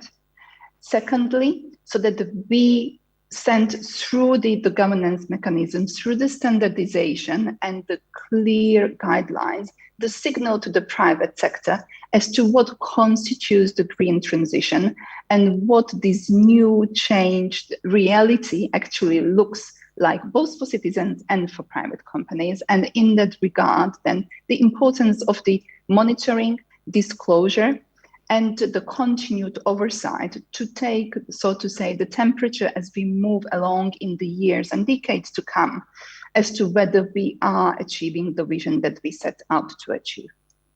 Last but not least, again, about the how of the green transition. It was stressed many times the importance of making it inclusive and fair, understanding that the green transition is not only about changing the energy systems, it's not only about changing the way the industries and businesses work, it's first and foremost about the livelihoods, it's about the income generation. And that's why the importance of, working towards the global goals, but working so in a way that we take into account the local context and to have the solutions which are coming from the people and with the people and that are co-created and co-designed with the communities, with the citizens, building on the resources that are available on the ground. So the famous think globally but act locally.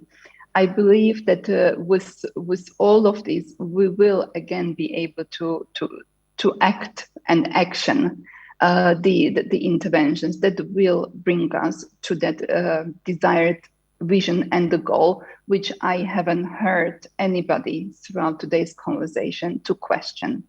So with this, I very much look forward on behalf of UNDP to work with all of you and in making this vision in the context of Montenegro a reality. Thank you very much once again for joining us today and wish you a happy weekend.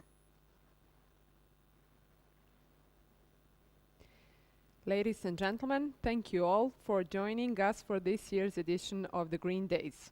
We are grateful to all participants, moderators, and progressive media partners who together helped deliver Green Days 2021. See you all next year. Goodbye.